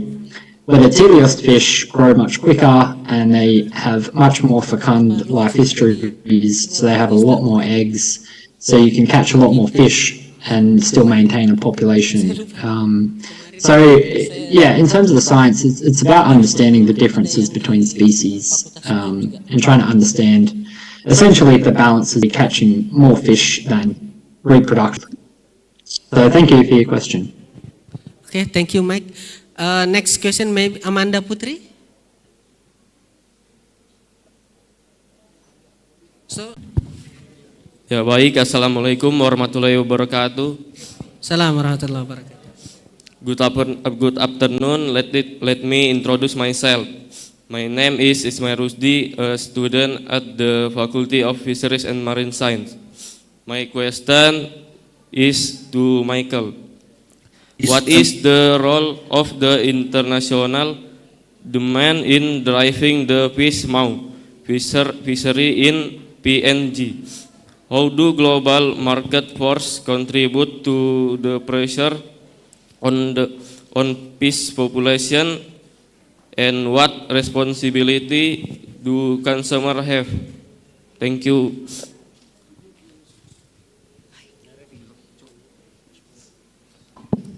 To Michael, do you copy the question? Gambarnya enggak goyang, Pak. Do you nge-freeze ya? Hello, Michael. The question is, what is the role of international demand in driving the fish maw fishery in PNG? How do the global market force contribute to the pressure on fish population, and what responsibility do consumers have? Yeah, another excellent question. It essentially follows the same pattern that we've seen with things like shark fin, abalone, sea cucumber, where there's no, in Papua New Guinea, for example, there's no local consumption of fish maw or no use of fish maw whatsoever. It's purely demand, which is 99% of which from sort of Chinese cultures that are willing to pay basically big money for fish maw. The issue being in China, the fisheries resources in that region are very much overexploited, so they don't have the local supply to meet the local demand. So what that means is they have to source fish maw from other countries. And what we're seeing is that typically low-income nations that lack fisheries management have been places where fish maw traders have targeted because they can sort of get away with catching a lot of fish in a short amount of time, which is what we're seeing in Papua New Guinea, and it's happening all over Africa. So that's sort of how all that's working. But there is a bit of hope. I mean, the tide, I guess, has sort of turned on shark fin a little bit. Like, we're starting to see a bit of a decrease in the consumption of shark fin, which has mainly been through some very large education and awareness campaigns. So there is hope in a sense. However, what we're also starting to see is that fish maw is beginning to replace shark fin in terms, particularly for sort of high level consumption for things like wedding feasts and those sort of prestigious events. So it's all very complicated for now, but yeah, it's purely an internationally driven fishery. Thank you for the question. That's a good question. Okay. Next question, maybe, please, Mr. Sumarlin.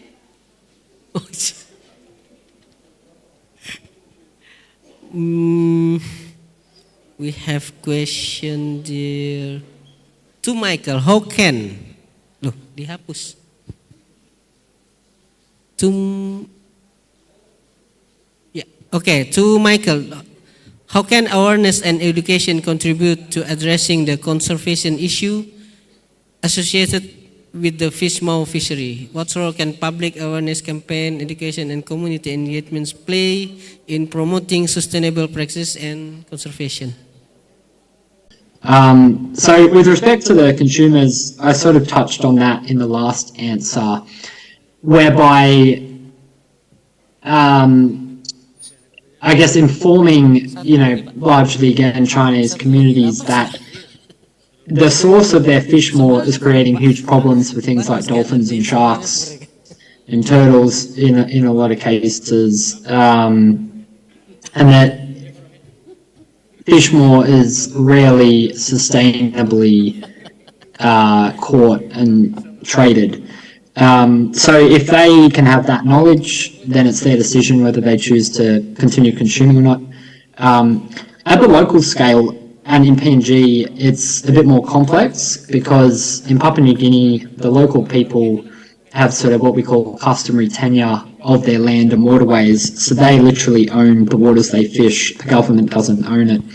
So all we can do to them is basically explain that, you know, if you keep fishing with this gear and fishing at the intensity that you are, there's a higher risk that things like swordfish and dolphins will no longer occur in your waters. And giving them that knowledge and explaining, you know, sort of the ecological consequences and things of that, as well as the loss to culture.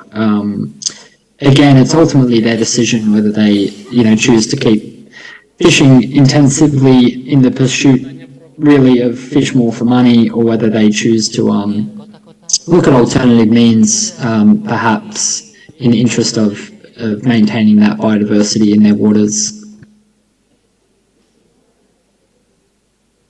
Okay. We have another question from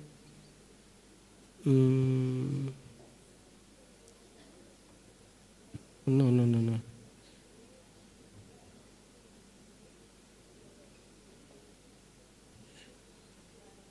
Okay, from Amanda Putri Maharani to Mr. Julian. How might climate change affect the feeding selection and diet composition of Magellana bilineata in Mengkabong Bay in the future? Are there potential long-term risks or changes that need to be monitored? Mr. Julian? All right, thank you. Yeah. Thank you very much for the very important question. I think everyone aware of the climate change and it's become real nowadays. And many effects of this climate change has already been reported in many places in the world. Okay, one thing is that the climate change will be changing the water quality, okay, of the marine environments, and it will be reducing the population composition in certain area. So as far as the oyster in the Mengkabong Bay is concerned, we don't really notice the effect of this climate change occurring in the bay right now. But then the water quality always changing, and sometimes the variation are very significant, and the primary productivity in that particular area is now becoming an issue. So we believe that if this continue, the oyster will be able to somehow evolve as far as feeding is concerned. As we can see from the study, that the feeding behavior of the oyster culture in one particular place of the bay already trying to evolve, whereby they are now able to feed on dinoflagellate that has never been reported before. And this kind of adaptation is good for the oyster, but for consumer, this might not good, because what happened, it will produce the potential toxins, and this is not good for the consumer who consume the product bivalve or oyster aquaculture in that area. So what we can do for long-term risk is that the area probably will no longer be able to support the oyster aquaculture.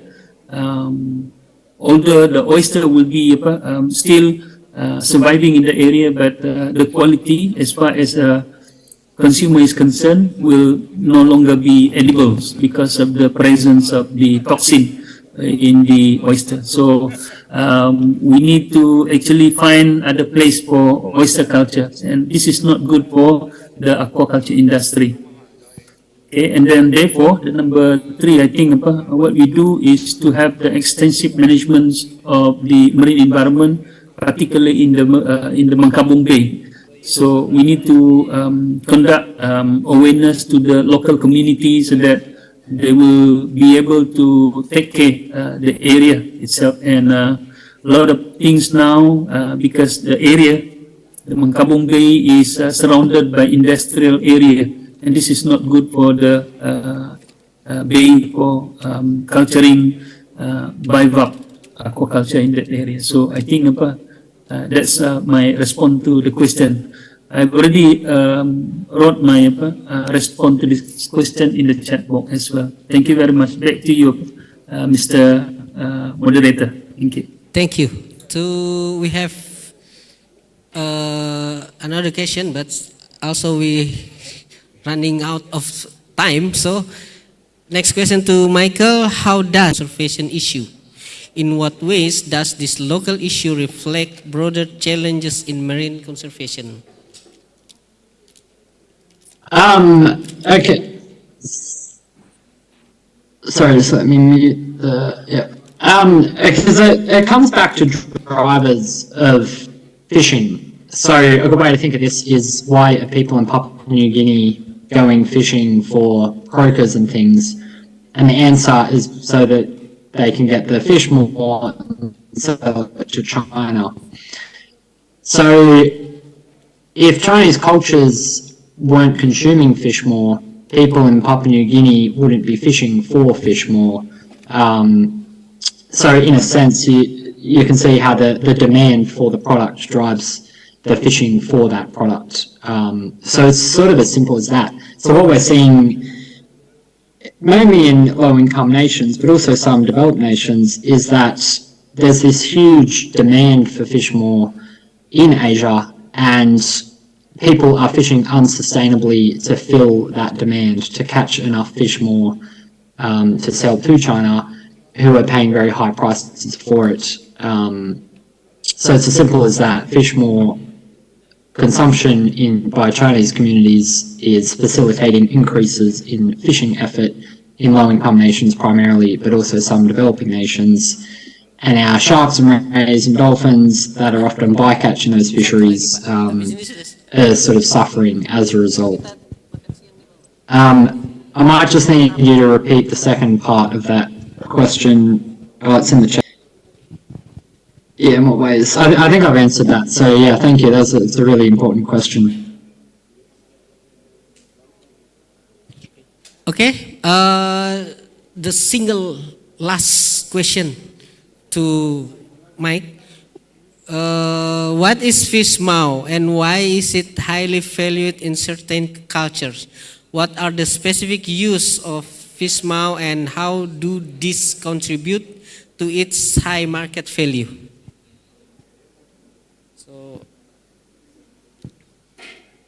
Okay.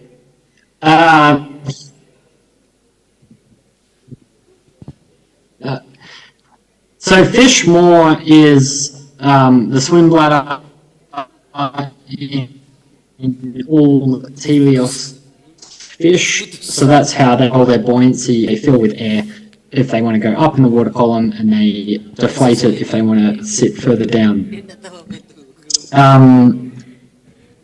Why is it highly valued by certain cultures? It comes down to traditional beliefs. So that in particular Chinese cultures, they value the properties of fish more. Those reasons aren't particularly well understood. The same could be said for things like shark fin or abalone or even sea cucumber to an extent. There's a perceived cultural value in owning fish maw or consuming fish maw or using products with fish maw in it. And some of the beliefs include that, fish maw has anti-aging properties or anti-wrinkle properties, which is why it's often lots of beauty products have fish maw products in them. And the consumption of fish maw, particularly very large or fish maws from particular species that might have a unique shape, it's sort of perceived as a way to project yourself as being wealthy or important or prestigious, which comes down to money. It's the same reason rich people drive Ferraris and Mercedes and not cheap Toyotas. So yeah, it's all quite complex, and we're still sort of understanding it. Okay, and the last bit: what are the specific uses of fish maw? How does it contribute to high market value? Yeah, so I guess I sort of covered all this in the first few slides, but essentially, a good analogy again is cars. I mean, you know, there's cheap things like Toyotas and Nissans, and you know, everyone can sort of access them. And then there's the really high-end cars like Ferraris and things that might have a different shape, or they go faster or whatever. And it's the same kind of thing with fish maw. There's certain species that have these really big, unique shaped maws that, for whatever reason, you know, they're perceived as being more valuable. And then there's other things like catfishes, which have, yeah, not particularly large or uniquely shaped maws. And they're sort of the maws that everybody who wants to consume fish maw can afford and access. So yeah, it's all just perception of the consumer. So it's a bit difficult to understand. So I hope that answers your question. Thank you. Okay, thank you, Dr. Michael Grant and Professor Julian Ransangan from UMS. And also, I would like to thank our previous three keynote speakers, Professor Oki, Professor Kisa, and Professor Bakalatos from SPAMAS. And now it's 12:31. I think we need to take a rest, and the agenda for the next session, I would like to back to our MC. Thank you. Assalamualaikum warahmatullahi wabarakatuh. Thank you very much, moderator and speakers. Such an insightful session.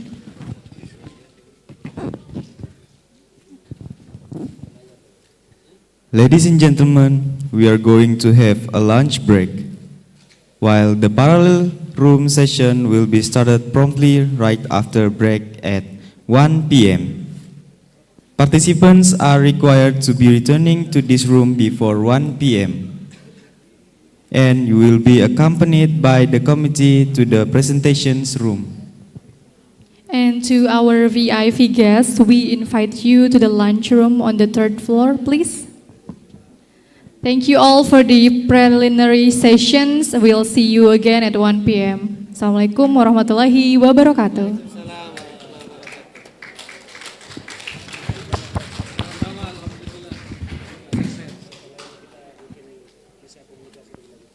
Prof, saya itu Prof, Oktober tahun lalu dan Maret tahun ini, saya itu di pusat riset oceanografi diundang sama Mas Udi. Mereka kan pemetaan padang lamun nasional, Prof. Nah, kebetulan saya untuk Kepulauan Derawan. Ini nunggu undangan belum ada lagi nih. Kemarin sama Pusidrosal, KKP.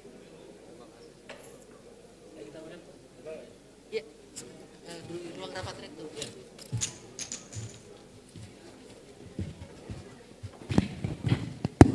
Nur Hikmah, Irna.